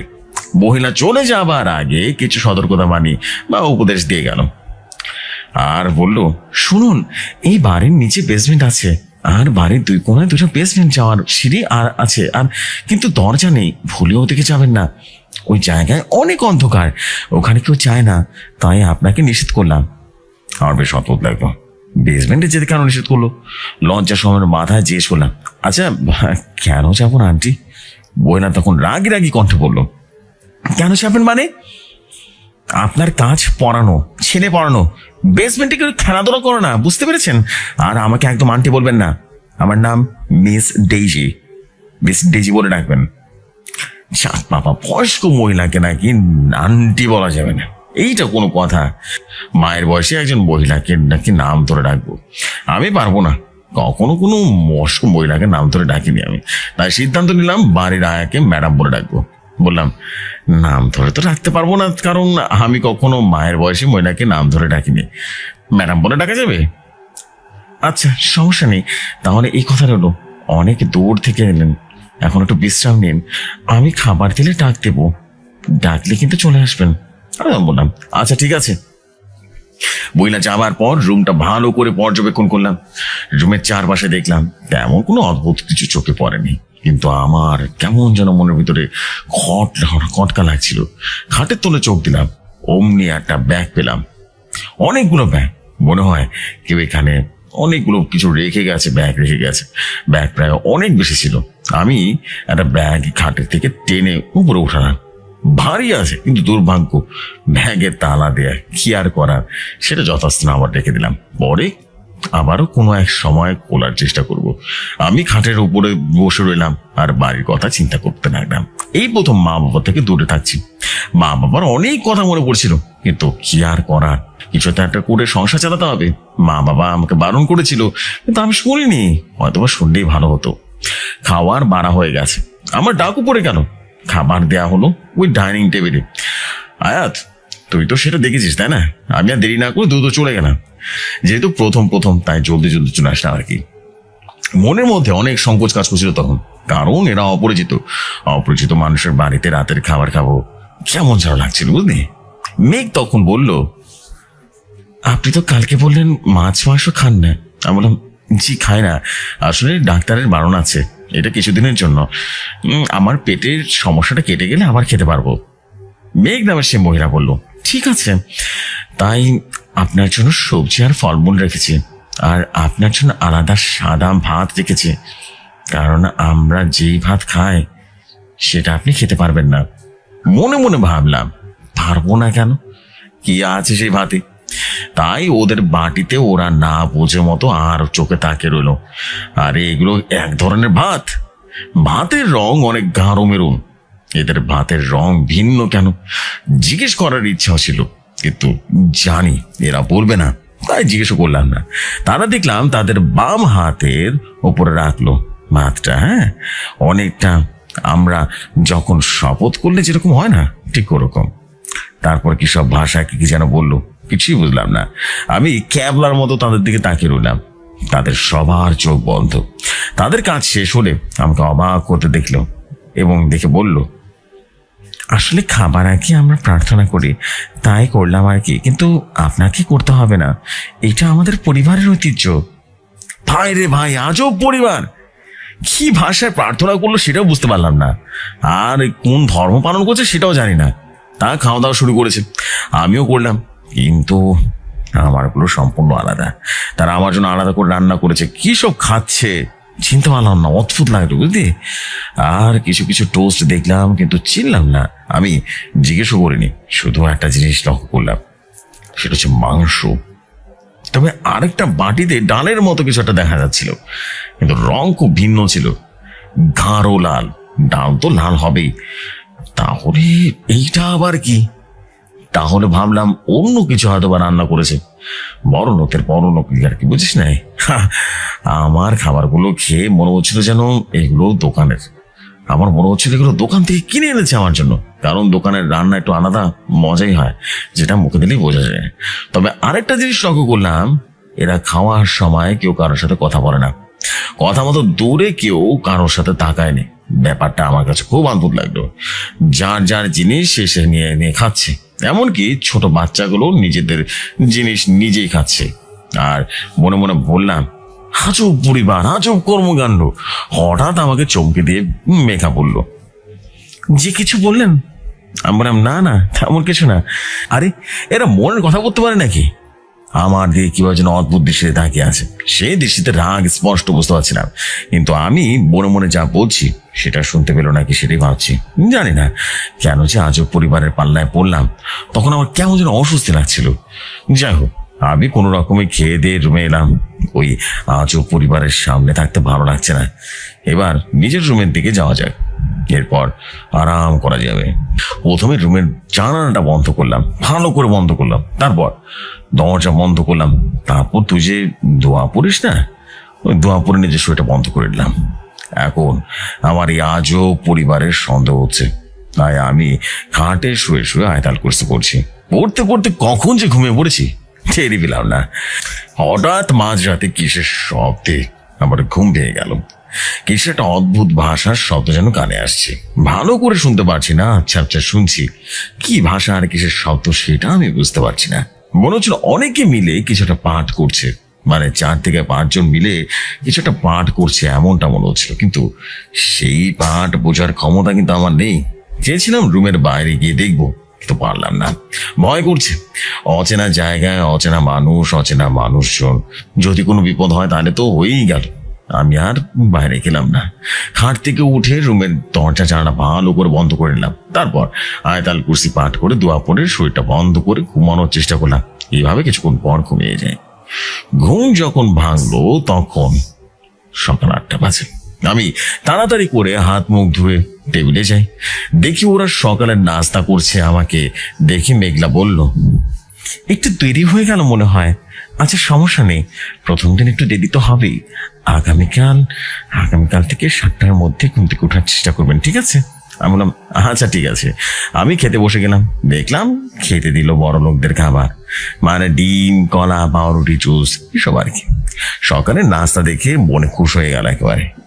মোটামুটি ভালোই খাবার ছিল। আমি আর দেরি না করে যত তাড়াতাড়ি সম্ভব খেয়ে নিলাম, কারণ খেয়েই বাচ্চাদের পড়ানোর জন্য প্রস্তুতি নিতে হবে। সকাল 9টার দিকে বাচ্চারা আমার রুমে এসে পড়ার টেবিলে বসে পড়লো।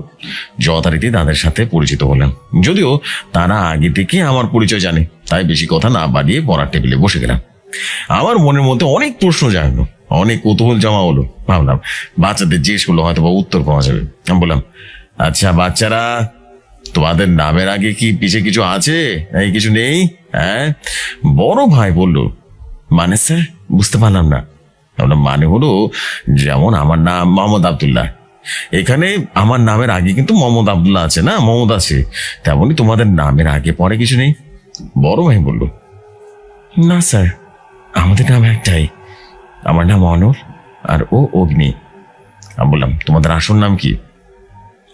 আমার নাম অনর আর ওর নাম অগ্নি। আমি বললাম, বুঝলাম, কিন্তু আর কথা পারলাম না, হয়তো ঠিক ওদের নামে এটা হবে, আগে পিছু আসবো কিছু নেই। মনে মনে বললাম, কি আবার কেমন নাম, নাই আগে আগে পিছু কিছুই নাই। তারপর কি মনে হতে আর একটা প্রশ্ন করলাম, আচ্ছা তোমরা কোন ধর্মের অনুসারী? তখন ছেলেটা বলল, ধর্ম মানে স্যার? এখন এদের মানে কি করে বোঝায় আমি? বুঝতে পারছি এরা ধর্ম সম্পর্কে জানে না। বললাম, মানে মনে করো আমাদের দেশে কয়েকটা ধর্ম প্রচলিত আছে, তাই না? যেমন হিন্দু, মুসলিম, বৌদ্ধ, খ্রিস্টান। এখন এরকম তোমরা কোন ধর্ম পালন করো বলো তো? তখন সে বলল, স্যার এত কিছু জানি না, তবে মা বাবার কাছ থেকে শুনেছি আমরা প্রকৃতির ধর্ম পালন করি। আমি তো শুনে হতভম্ব হয়ে গেলাম, এইটা আবার কেমন ধর্ম? আমি কোথাও বসত আবার যে শুনলাম প্রকৃতি ধর্ম মানে এটা আবার কি ধরনের ধর্ম? হ্যাঁ, তখন সে বলল, মা বাবার কাছ থেকে শুনেছি প্রকৃতি আমাদেরকে সৃষ্টি করেছে, প্রকৃতি আমাদেরকে খাবার দেবে, বাসস্থান দেবে, প্রকৃতি আমাদের সব কিছু ব্যবস্থা করে দেবে, বিনিময়ে আমাদের প্রকৃতি রক্ষায় কিছু উৎসর্গ করতে হবে। আমরা উৎসর্গ মানে? এত কিছু জানি না স্যার, মা বাবার যেটা শুনেছি সেটাই বলছি। অদ্ভুত লাগলো কথাগুলো। আমি বললাম, আচ্ছা আচ্ছা, তোমাদের কোনো ঈশ্বর বা দেবতা আছে? জি স্যার, আমরা ঈশ্বর মানে? তার নাম কি বলো? তোমরা কি জানো? এই প্রশ্ন শুনে বড় ভাই চুপ হয়ে গেল। প্রশ্নটা যেন তার কাছে ভালো লাগেনি, সে যেন বলতে চাইছে না। আমি আবারও বললাম, তার নাম কি তোমরা কি জানো? আবারও নীরব, কিছুই বলছে না। হঠাৎ পাশ থেকে ভাইটা বলল, স্যার বাবার মুখে শুনেছি আমাদের ঈশ্বর নাকি আজাজিল। আমি তো হতভম্ব হয়ে গেলাম, বলে কি আজাজিল? আমি যেন নিজের কানকে বিশ্বাস করতে পারছিলাম না। তখন লক্ষ্য করলাম বড় ভাইয়ের ছোট মুখটা কেমন যেন চেপে ধরেছে, যেন কোনো কিছু বলতে নিষেধ করছে।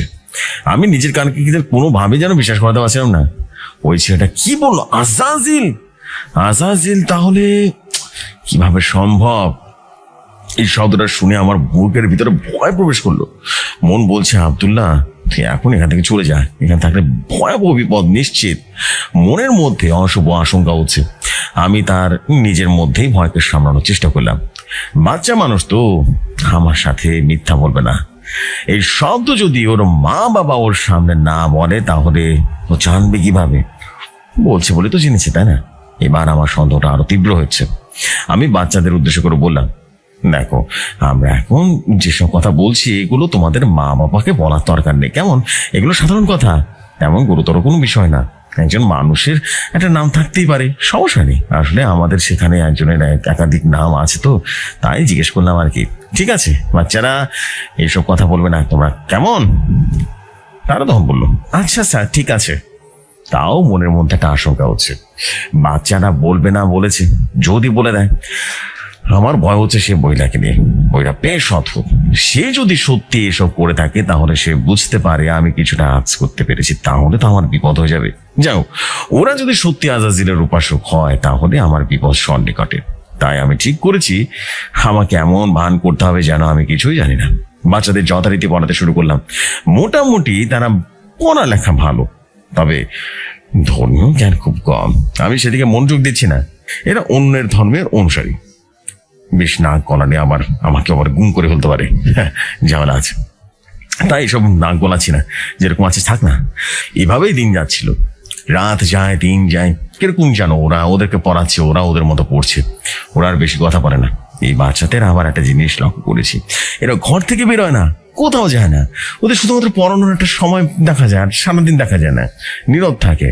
আমিও জিজ্ঞেস করিনি, যদি আমার বাবা মাকে বলে দেয় তাহলে তো বিপদ। বাচ্চারা আমার সাথে যেসব কথা হয়েছে সেগুলো আর তাদের বাবা মাকে বলিনি, এতে আমি স্বস্তি পেয়েছি অনেক।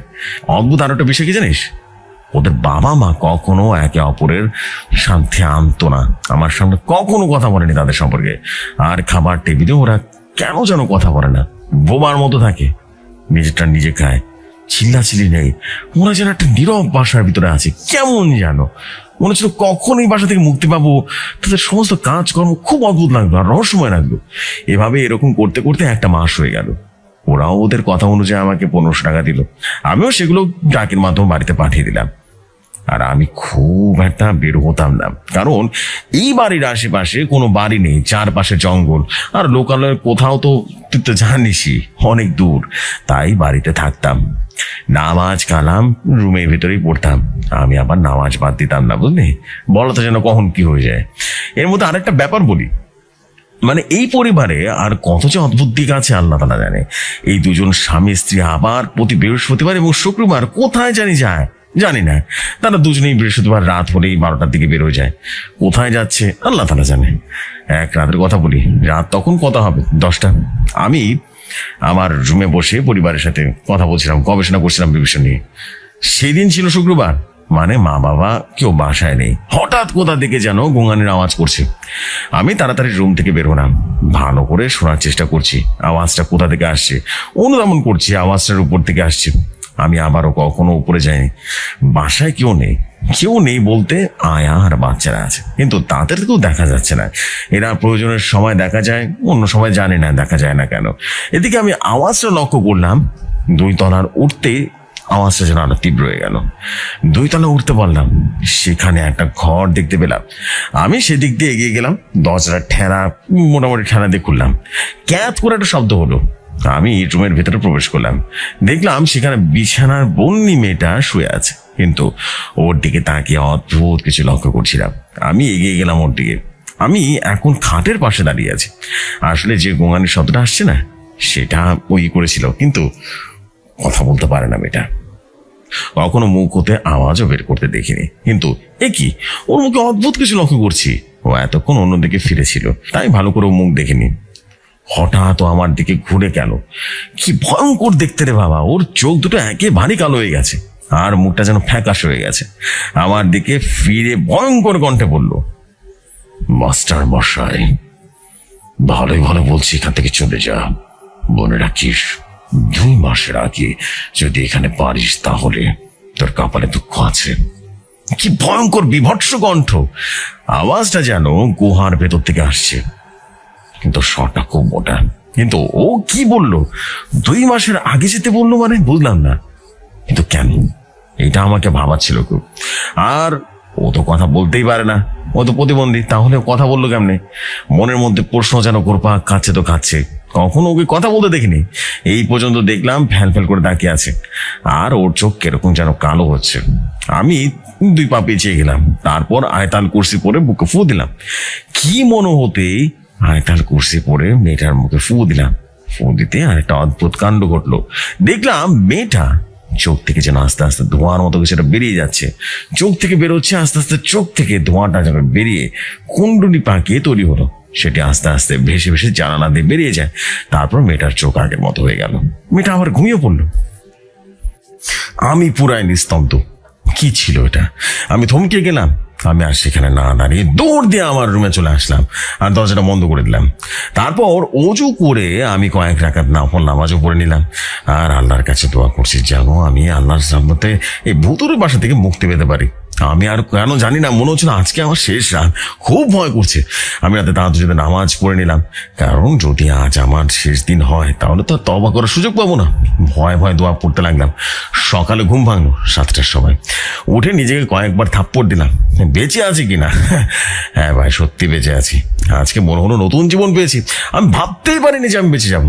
কালকে যে ভয়টা পেয়েছিলাম না, যাই হোক, আজকে আমার খুব ভালো লাগলো। মনটা প্রফুল্ল হয়ে গেল। আমার মাথায় কিছু পরিকল্পনা ঘোরাঘুরি করছিল, তাই কিছুদিন চুপচাপ ছিলাম। কয়েকদিন আগের মতো করে চালিয়ে যেতে লাগলাম। আর কয়েকদিন পর শুক্রবারের ঘটনা। যথারীতি মা বাবা বাসায় নেই, ওই সুযোগের অপেক্ষায় ছিলাম। আজকে একটা অপারেশন করব, আর এটা বলে ঠিক করলাম। নাম দিলাম অপারেশন বেসমেন্ট। আর তোকে তো আগে বলেছিলাম সেখানে দুই পাশে 2টা বেসমেন্ট আছে, আর এই বেসমেন্টে কোনো দরজা নেই। তাই আমার কৌতূহল হলো সেখানে কিছু আছে কিনা দেখবার জন্য। তোর তো জানিসই আমি দুঃসাহসিক কাজ করতে বেশি পছন্দ করি। এটাও একটা দুঃসাহসিক অ্যাডভেঞ্চার।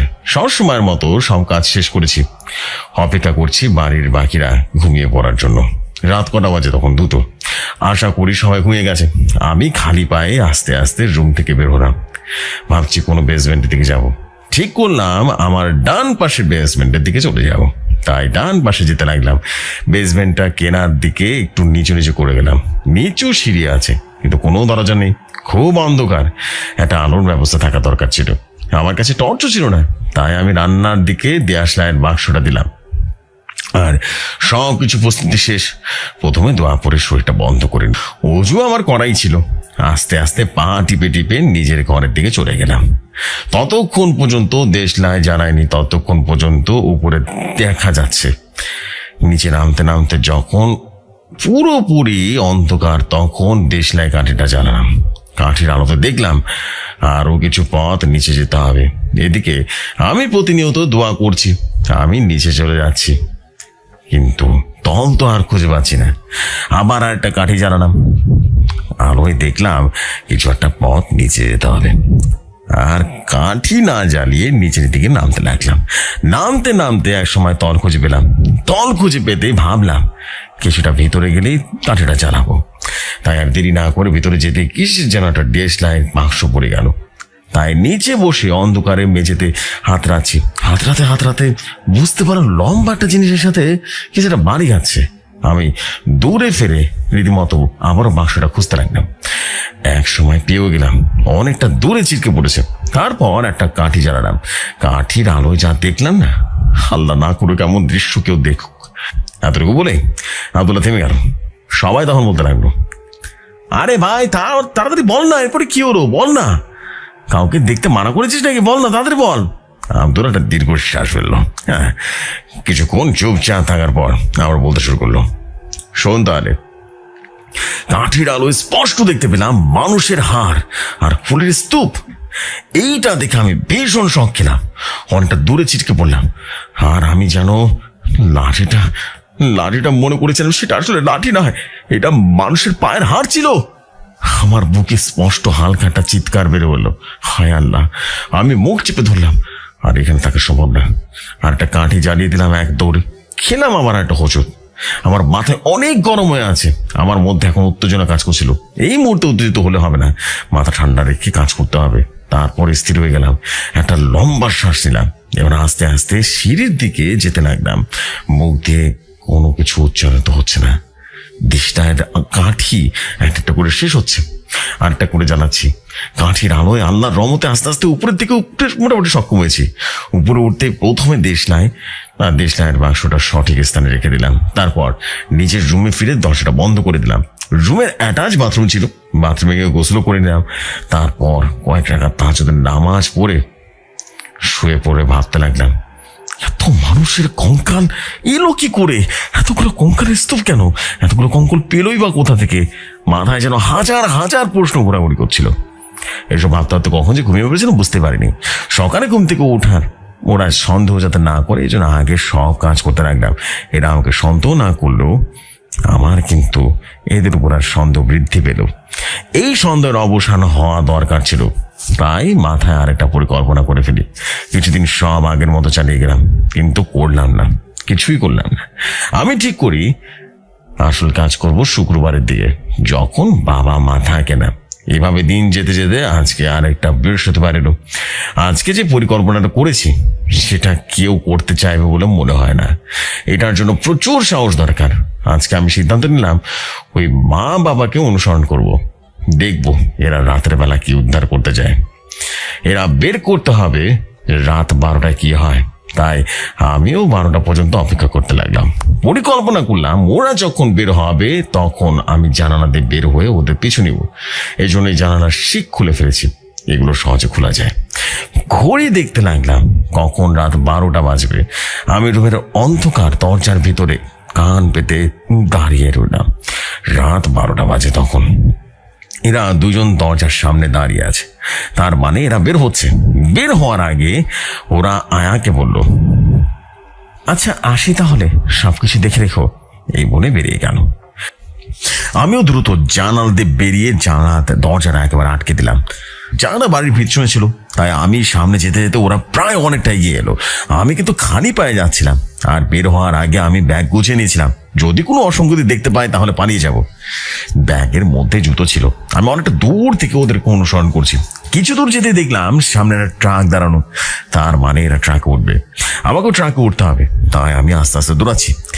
ওরা ট্রাকের পাশে গিয়ে কিছুক্ষণ ড্রাইভারের সাথে কি যেন কথা বললো। ওই সুযোগে দৌড়ে এসে ট্রাকের সামনে দাঁড়ালাম। আর আমার যেহেতু কালি পা ছিল, আওয়াজ তো শুনেনি আর শুনলেও খেয়ালও করেনি, কারণ ওরা কি যেন নিয়ে আলোচনায় মগ্ন ছিল। আমি অপেক্ষা করছিলাম কখন ওরা ট্রাকে উঠবে। ওরা উঠে গেলে আমি ট্রাকে করে উঠতে পারবো। যেই ভাবা সেই কাজ। ওরা কিছুক্ষণ পর ট্রাকে উঠে বললো।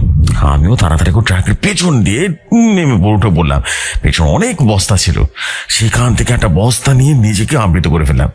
ট্রাক চলতে শুরু করলো। খুব জোরসে চলছে ট্রাক, হ্যাঁ, যেভাবে হাওয়ার গতিতে চলে না, ওরকম আর কি। প্রায় অনেকক্ষণ ট্রাকটা চললো। আমি কিন্তু একবারের জন্য বস্তা আমার শরীর থেকে সরাইনি।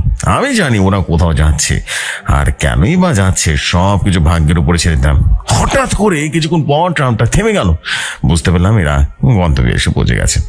আমি দেরি না করে তাড়াতাড়ি ট্রাকটা মোটামুটি দিয়ে লাভ দিয়ে ট্রাকের নিচে লুকিয়ে গেলাম।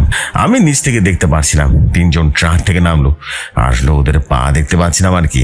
আর একজন ট্রাকের পেছনে থেকে রীতিমতো দাঁড়, শাবল, কোদাল এসব নিল। এগুলো নিয়ে এরা কি করবে কে জানে। এইসব নিয়ে এরা অনেক দূরে একেবারে হেঁটে গেল। ও, আর একটা কথা বলতে ভুলে গেছি, ওরা কিন্তু সবাই একেবারে হুডি পরা ছিল। হুডি এমন ভাবে পড়েছে না, মুখটা দেখা যাচ্ছে না। হ্যাঁ, ওদের কোদাল শাবল দিয়ে একেবারে এগিয়ে এলো। আমি আর যাচ্ছি না, দূর থেকে লক্ষ্য করছি। ওরাও যাচ্ছে, ওদের পিছু পিছু দূরত্ব রেখে আমি আছি। দেখলাম ওরা কোনো এক জায়গায় প্রবেশ করলো। জায়গাটা কেমন যেন চেঁচা লাগছিল। হ্যাঁ, এটা তো একটা কবরস্থান, কিন্তু কবরস্থানে এদের কি দরকার? কি করবে ওরা কবরস্থানে? আর তারা কবর খুঁড়ছে, মনে হলো কবর খুঁড়ছে। মনে মনে ভাবলাম এরা কবর খুঁড়ছে কেন? ঘটনাটা কি? কার কবর খুঁড়বে? কবর খুঁড়ে সেখানে লাশ বের করলো আর কালো কাপড় মুড়িয়ে নিল। লক্ষ্য করলাম একজন সেটা কাঁধে নিল। মনে হলো এদিক দিয়ে আসছে। তাই আমি আবারও দৌড়ে এসে ট্রাকের দিকে লুকিয়ে বললাম। নিচ থেকে বুঝতে পারছি এরা লাশ ট্রাকের পেছনে রেখেছে। ওরা ট্রাকে উঠে গেল। আমিও তাড়াতাড়ি ট্রাকের নিচে গিয়ে ট্রাকের পিছনে উঠলাম আর আগের মতোই বস্তা দিয়ে ঠেকে ফেললাম। এবার শুধু সতর্ক থাকতে হবে আমাকে। ট্রাক থামলেই নেমে পড়তে হবে। আগের মতো ট্রাক বেশ জোরে চলতে লাগলো আর আমি এদিকে ততক্ষণে একটা লাশ সাথে করে নিয়ে বসে আছি। জীবনে এটা হলো আমার প্রথম এবং শেষ ভয়ঙ্কর অভিজ্ঞতা। এভাবে একটা লাশের সাথে আর কতক্ষণ যাত্রা করতে চাইবো না। আমার ভয় ভয় লাগছিল, যদি ধরা পড়ি। জানি না এরা আবার আমার সাথে কি করবে। ট্রাকটা থেমে গেল, বুঝতে পারলাম তারা গন্তব্যে চলে এসেছে। এখন আমায় আগের মতো নামতে হবে। তাই দেরি না করে দ্রুত ট্রাকটাকে নামতে রাখলাম।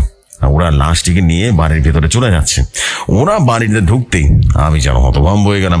আমি দৌড় দিলাম আর আমার সামনে দেখতে পেলাম জানালা দিয়ে প্রবেশ করতে লাগলো। সামনে শিক দিয়ে দাঁড়িয়ে আছে। তারপর জানালায় করা মুড়ি দিলাম, কারণ আমার তো কেন জানি মনে হচ্ছে খারাপ লাগছে। নিশ্চিত ছিলাম যে কিছু একটা হবে। আমি কাঁথা মুড়ি দিয়ে ঘুমানোর ভান ধরলাম। কিছুক্ষণ পর জানালা বাইরে থেকে কারো পায়ের আওয়াজ শুনতে পেলাম। বুঝলাম কেউ জানালাতে উকি মারছে। হয়তো আমাকে ঘুমন্ত অবস্থায় দেখে সে চলে গেছে। প্রায় 20 মিনিট এভাবে থাকার পর উঠে উঠলাম। ভাবছি এরা লাশ নিয়ে করলোটা কি, সেটা আমি বুঝতে পারছিলাম না। সেই রহস্য না হয় আরেকদিন ভেদ করব। এবার আমি আমার পরিকল্পনা নিয়ে ফিরে এলাম। এবার পরিকল্পনা অনুযায়ী আরেকটা বেসমেন্ট ভ্রমণ করব। আগেরটা মানুষের কঙ্কালে ভর্তি ছিল, পরেরটা কি হবে আল্লাহ তাআলা জানে। আমি আগে বলেছিলাম আমার ব্যাগ প্রস্তুত ছিল। আমি চৌকি থেকে নেমে জানালার শিক ধরে ঘোরালাম। তারপর জানালার দরজা খুলে ফেললাম। এটা করলাম এই জন্য যে যদি বিপদে পড়ি তাহলে তো মূল দরজাতে বেরিয়ে যেতে পারবো। আর ওরা ভাববে আমি জানালাতে পালিয়েছি। বুদ্ধিটা ভালো না? যেই ভাবার সেই কাজ। আমি খালি পায়ে যাচ্ছি, কারণ খালি পায়ে দৌড়াতে সহজ হয়। আর জুতা তো আমার ব্যাগেই আছে। আর আমি আমার সব জিনিস গুছিয়ে নিয়েছি। বলা তো যায় না, আমার কোনো জিনিস যদি থাকে তাহলে তো সেটার মাধ্যমে জাদু করে। বলা তো যায় না, তাই না? ব্যাগটা আমি সামনে নিয়ে রুমের টেবিলের উপর রাখলাম, যাতে পালানোর সময় সুবিধা হয় আর কি। এবং রান্নাঘর থেকে দেশলাইয়ের বাক্সটা নিলাম। এবার যেতে থাকলাম সে বেসমেন্টের দিকে। আমি আস্তে আস্তে নিচে যেতে লাগলাম, ততক্ষণ পর্যন্ত দেশলাইয়ের কাঠি জ্বালায়নি, যতক্ষণ পর্যন্ত উপরের আলো দেখা যাচ্ছে। আস্তে আস্তে অনেক নিচে চলে এলাম। এখন ঘুট করে অন্ধকার, তাই কাঠি জ্বালালাম। এভাবে কাঠি জ্বালিয়ে প্রায় 15 মিনিট পর্যন্ত হাঁটতে হাঁটতে নিচে নেমে এলাম। এদিকে আর কাঠি জ্বালানোর সময় দরকার আছে বলে মনে হচ্ছে না, কারণ সামনে কিসের যেন একটা আলো দেখা যাচ্ছে। আমি সামনে এগিয়ে গেলাম। মনে হচ্ছে সে জায়গাটা রুম আছে, দরজায় দেখা যাচ্ছে, কিন্তু সেটা খোলা। সেই রুম থেকে আলো আসছে। আমি আস্তে আস্তে দরজার পাশে গিয়ে দরজা উকি দিলাম। যা ভেবেছি ঠিক তাই। ভেতরে বিশাল একটা রুম আছে, কিন্তু একই রুমে সব হচ্ছেটা কি, আর কি এমন যেন বাজের গন্ধ আসছে। ওরা কি সব যেন পাঠ করছে বুঝতে পারছি না। প্রথমে রুমের বর্ণনা দিই, তারপর কি হচ্ছে বলছি। রুমটা পুরো সাদা আর কালো প্যাটার্নের রং করা, দেয়ালে বোফেমেটের একটা ছবি আছে, আর একটা বোফেমেটের মূর্তি, একটা সিংহাসনও আছে। সিংহাসনটা বেশ অদ্ভুত লাগছিল। সিংহাসন সেই বেসমেন্টের চিত্র খোদাই করা আছে, লাল রঙের কিছুর জন্য লেখা, আমার মনে হলো এগুলো রক্ত দিয়ে লেখা আছে, মন্ত্র পড়া, আর পুরো দেয়াল জুড়ে ভয়ঙ্কর অদ্ভুত চিত্রকর্ম। সেগুলো শয়তানের সাথে সম্পর্কিত, যেগুলো দেখলে গা গুলিয়ে আসে। রুমের চারদিকটা মোমবাতি জ্বালানো ছিল, অনেক মোমবাতি, কোনো ইলেকট্রিসিটি লাইট একেবারেই জ্বালানো নেই। এদিকে লক্ষ্য করলাম সিংহাসনকে কে যেন বসে আছে, তাকে যেন খুব চেনা চেনা লাগছে, কোথায় যেন দেখেছি। সে আস্তে আস্তে একটা মোমবাতি তার মুখের সামনে মন্ত্র পড়ছে, মোমবাতির আলোর তার দিকে পড়ছে। এখন মুখটা স্পষ্ট বোঝা যাচ্ছে। মুখটা দেখে আরেক দফা ঝটকা খেলাম, কারণ সে ব্যক্তি আর কেউ নয়, সে হচ্ছে এই বাড়ির আয়া। ব্যাপারটা কি অদ্ভুত তাই না? আমার মনে হচ্ছে উনি নেতা।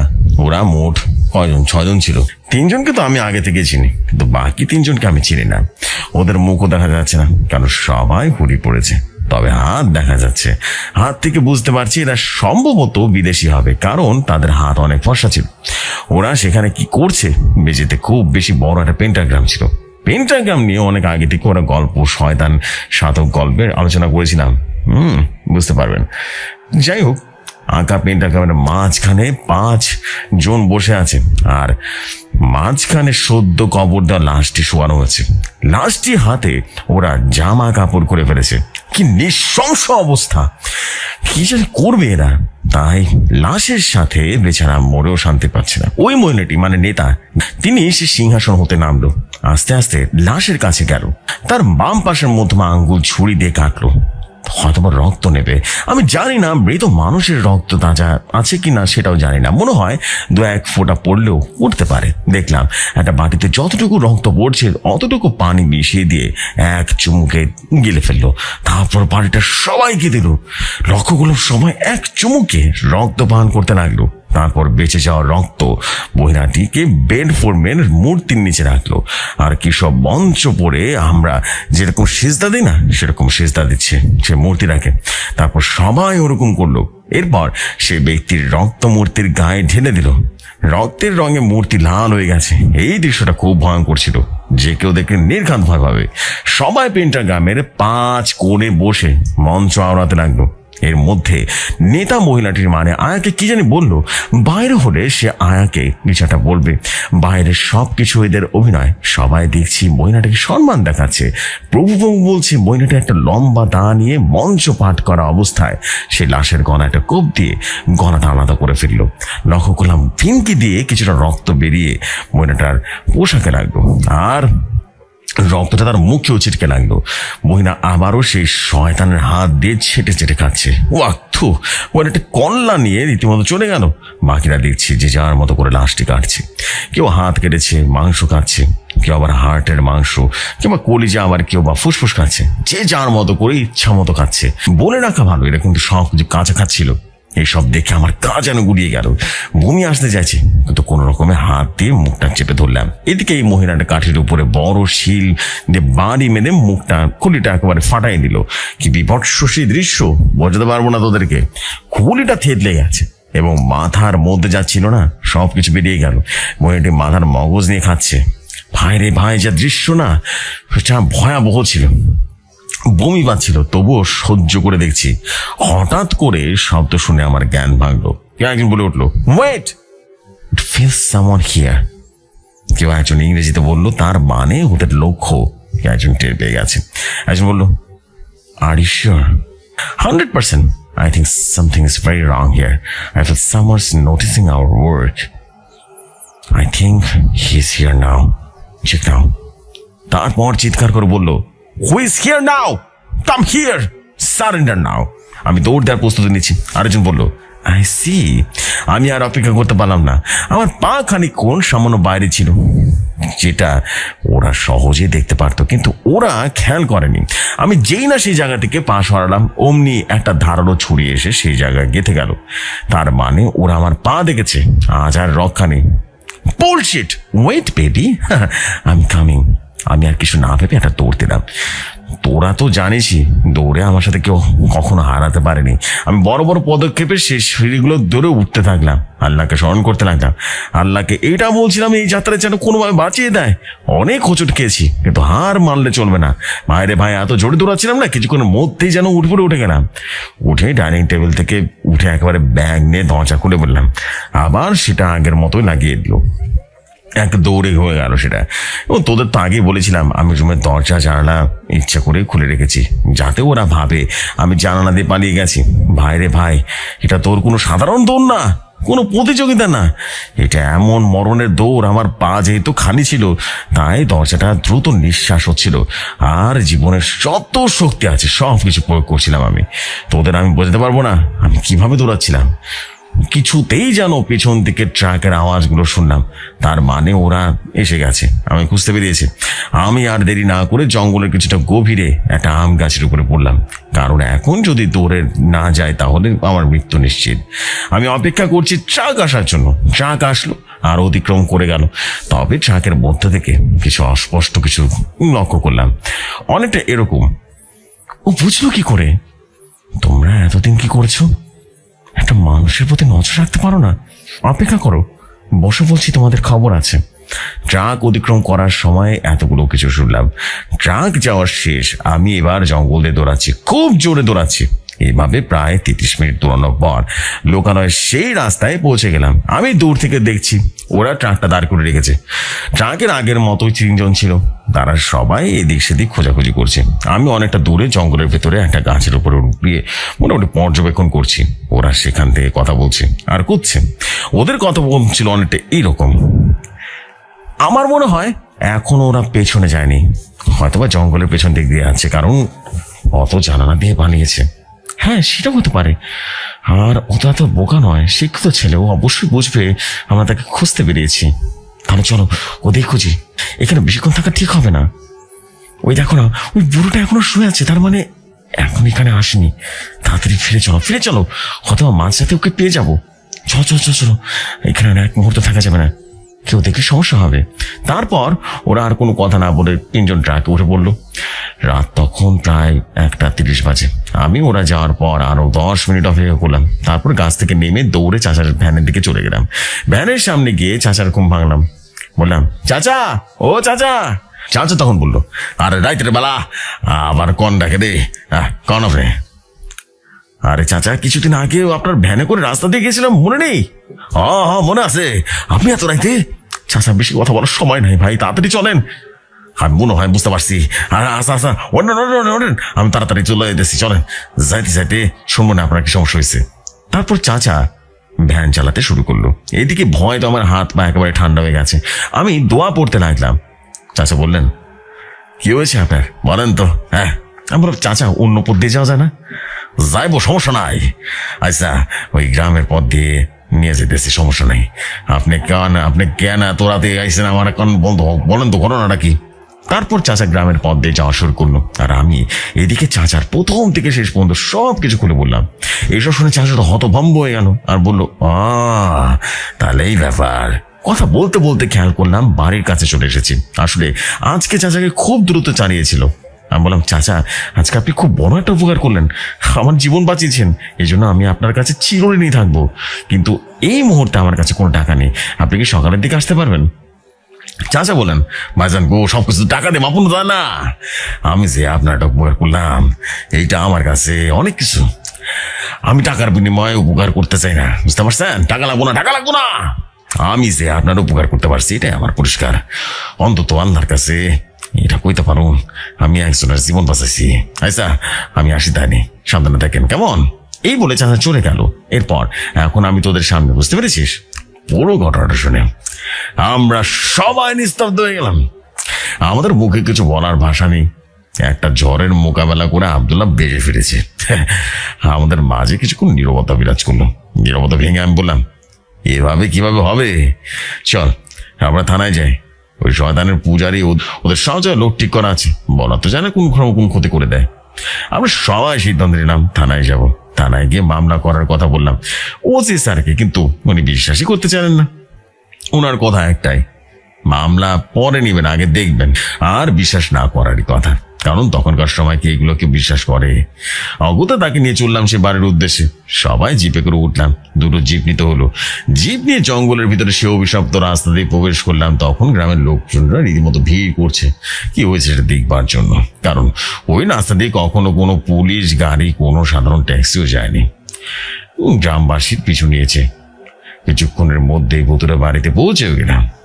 আব্দুল্লাহ আর আমি পুলিশের গন্তব্য নিয়ে যাচ্ছি, বাকিরা আমাদের পিছে পিছে আসছে।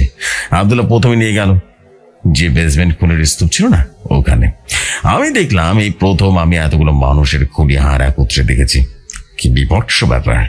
আমার কেমন জানি গা গুলিয়ে যাচ্ছিল।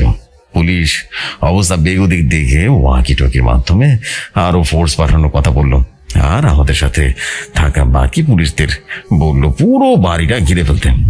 আব্দুল্লাহ তারপর নিয়ে গেল আমাদের সে উপাসনা কক্ষে। সেটা আগের বেসমেন্ট থেকে অনেকটা গভীরে ছিল।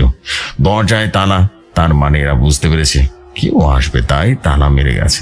পুলিশ তালা ভাঙলো, আমরা ভেতরে প্রবেশ করলাম। তুমি বিশ্বাস করবে না আরিয়ান, এই যে বিভৎস ব্যাপার, পুরো রুমের বাসি গন্ধ, একেবারে পচা গন্ধ। আর রুমের ডিজাইনটা খুবই বিশ্রী ছিল।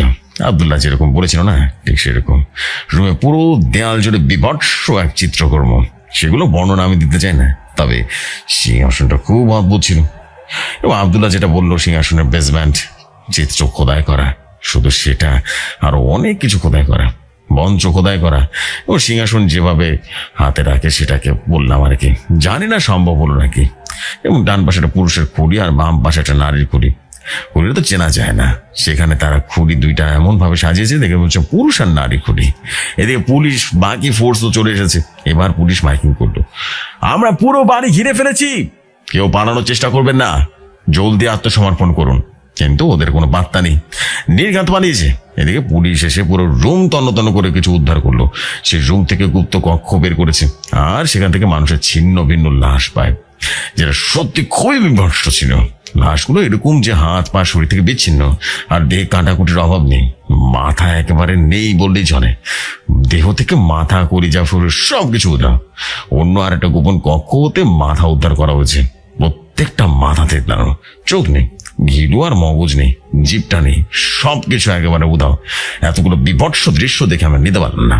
তাড়াতাড়ি বাইরে গিয়ে বমি করে দিলাম। পেটে যা ছিল সব বেরিয়ে গেল।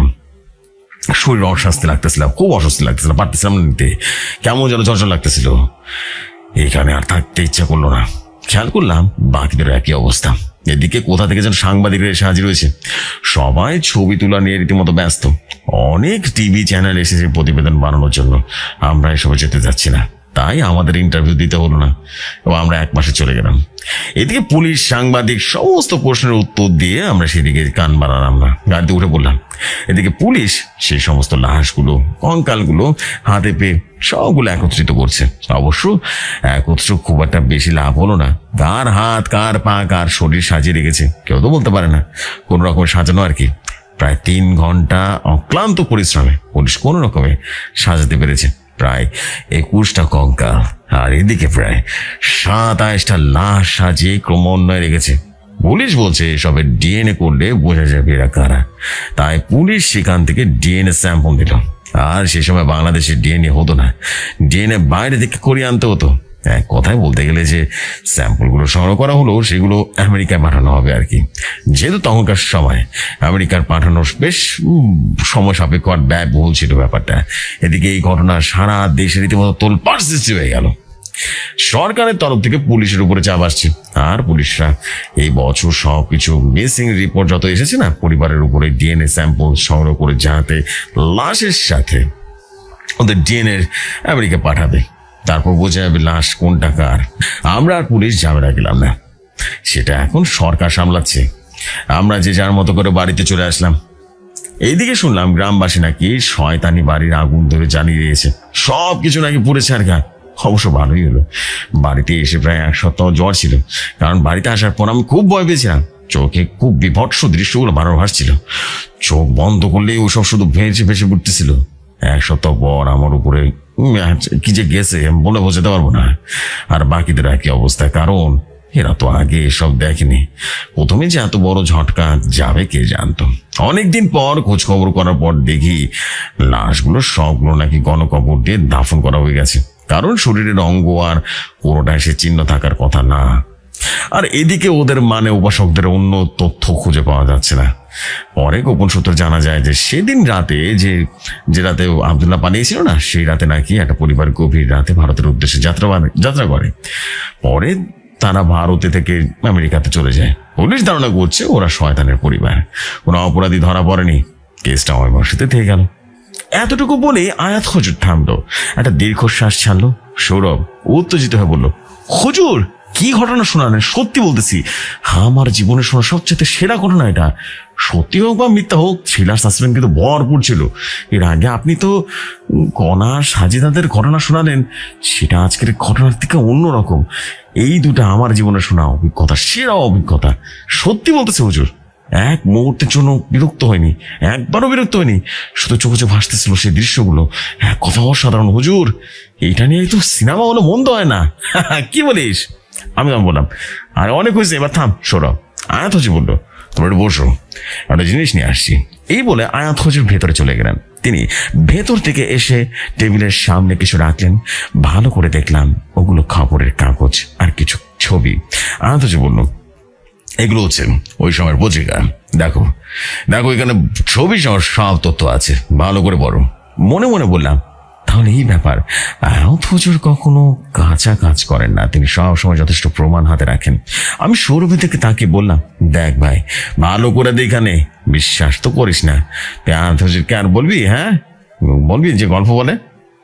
খবরের কাগজ কিছুটা শিরোনাম পড়লাম, ভূতরে বাড়ি থেকে কঙ্কাল আর লাশ সহ 40টা দেহাবশেষ উদ্ধার হয়েছে। আমি বললাম, কি ছিল এই বাড়িতে? বাংলাদেশের মতো জায়গায় চলেছে শয়তানের উপাসনা, এরকম অনেক শিরোনাম চোখে পড়লো। এক এক পত্রিকায় এক এক রকম শিরোনাম। আমি এবার ছবিতে চোখ দিলাম, যদিও সাদা কালো ছবি, কিন্তু তাও স্পষ্ট।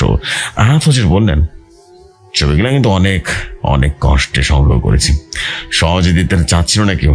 পরে অবশ্য কিছু টাকার বিনিময়ে আমি সেগুলো আমার কাছে নিয়ে এসেছি, ভালো করে দেখো। হ্যাঁ, বিদেশি স্টাইলের বাড়িটা ওই হলিউড সিনেমাতে যেরকম কাঠের বাড়ি থাকে ঠিক ওরকমই। হঠাৎ একটা ছবিতে লক্ষ্য করলাম, ছবির ভেতর থেকে যেমন কাঁচের দেয়ালে উদ্দেশ্য করে তোলা, আর দেয়ালে কাঁচের হওয়ার কারণে সবকিছু দেখা যাচ্ছে। আমি লক্ষ্য করলাম ছবিতে জঙ্গলের ঝোপঝাড়ের মধ্যে দিয়ে একটা বৃদ্ধ ক্যামেরার দিকে হাসি মুখে দাঁড়িয়ে আছে। আমি কৌতূহল হয়ে আয়াত হুজুরকে জিজ্ঞেস করলাম, হুজুর এই লোকটি কে, দেখেন তো। হুজুর বললেন, এটা আবার কে, দেখি তো। আরে এটা তো সেই বৃদ্ধ যিনি কিনা যার ভ্যানে করে আমাকে নিয়ে গিয়েছিল, আর যিনি আব্দুল্লাহকে বাড়িতে পৌঁছে দিয়েছিলেন। উনি এখানে কি করছেন সেটা তো বুঝতে পারছি না। আর আমিও তো ছবিগুলো দেখিনি, তখনও না দেখে রেখে দিয়েছিলাম, আজই প্রথম দেখলাম। আচ্ছা বাদ দাও এসব, ইনি এখানে কেমনে এসছেন সেটা ভাববার দরকার নেই, কিছু জিনিস রহস্য থাকাই ভালো। বৃদ্ধের মুখে সাদা দাড়ি, গায়ের রং ফর্সা, মাথায় টাক, চেহারা মাশাআল্লাহ অনেক সুন্দর, কিন্তু ইনি কিনা ভ্যান চালান, কেমন যেন বিশ্বাস হচ্ছে না। আমরা, আচ্ছা হুজুর এবার আমরা আসি। আয় সৌরভ, চল। আরে একটু দাঁড়াও দাঁড়াও, একটা জিনিস আছে দেখার জন্য, দাঁড়াও। আয়াত হুজুর একটা লাল ডায়েরি আমার সামনে এগিয়ে দিলেন। আমি তখন বললাম, এইটা কি হুজুর? আসলে তোমাদের তো বলা হয়নি, ঘটনার কয়েকদিন পর আব্দুল্লাহ আমার বাসায় আসে, হাতে একটা লাল ডায়েরি নিয়ে আসে। আমায় বলে, দেখ আয়াত, এই বাড়ি থেকে তেমন কিছু আনতে পারবি না, না পারলেও একটা কাজের জিনিস এনেছি। আসলে তোকে তো বললামই, আমার রুমের খাটের নিচে অনেক ব্যাগ ছিল, কিন্তু সেইগুলো তালা মারা ছিল। একদিন সুযোগ বুঝে একটা তালা ভেঙে ফেলি আর কি। অনেক অনেক কিছুই ব্যাগের ভিতরে ছিল, এখন কিছুই নেই। দেখলাম লাল ব্যাগটা চকচক করছে, পরে হাতে নিয়ে দেখি একটা লাল ডায়েরি। আরে ভাই, যেমন ডায়েরিটা না রক্তে লেখা ডায়েরি একেবারে। আমি বললাম, কি বলি, রক্তে লেখা? শুধু রক্ত দিয়ে লেখা? কি যে বিভৎস সে বর্ণনা! সেটা পড়ে আঁতকে উঠতে বাধ্য। নে রাখ, আমি ডায়েরিটা পড়েছি, ডায়েরিটা পড়ে অনেক কিছু দেখেছি, অনেক কষ্ট করে কেউ লিখেছে, খুব নৃশংস আর বিভৎস বর্ণনা দেওয়া আছে রে, রাখো, পড়ে দেখিও। আমি ডায়েরিটা নিয়ে নিলাম, ভাবলাম ডায়েরিটা পড়ে যা জানবো তা পত্রিকায় পাঠকের জন্য লিখবো। পাঠকরা কি বলেন, ডায়েরিতে কি লেখা ছিল তা কি জানতে চান? এটি শয়তানের সাধক গল্পের সিকোয়েন্স। যারা পড়েননি তারা পড়ে আসুন।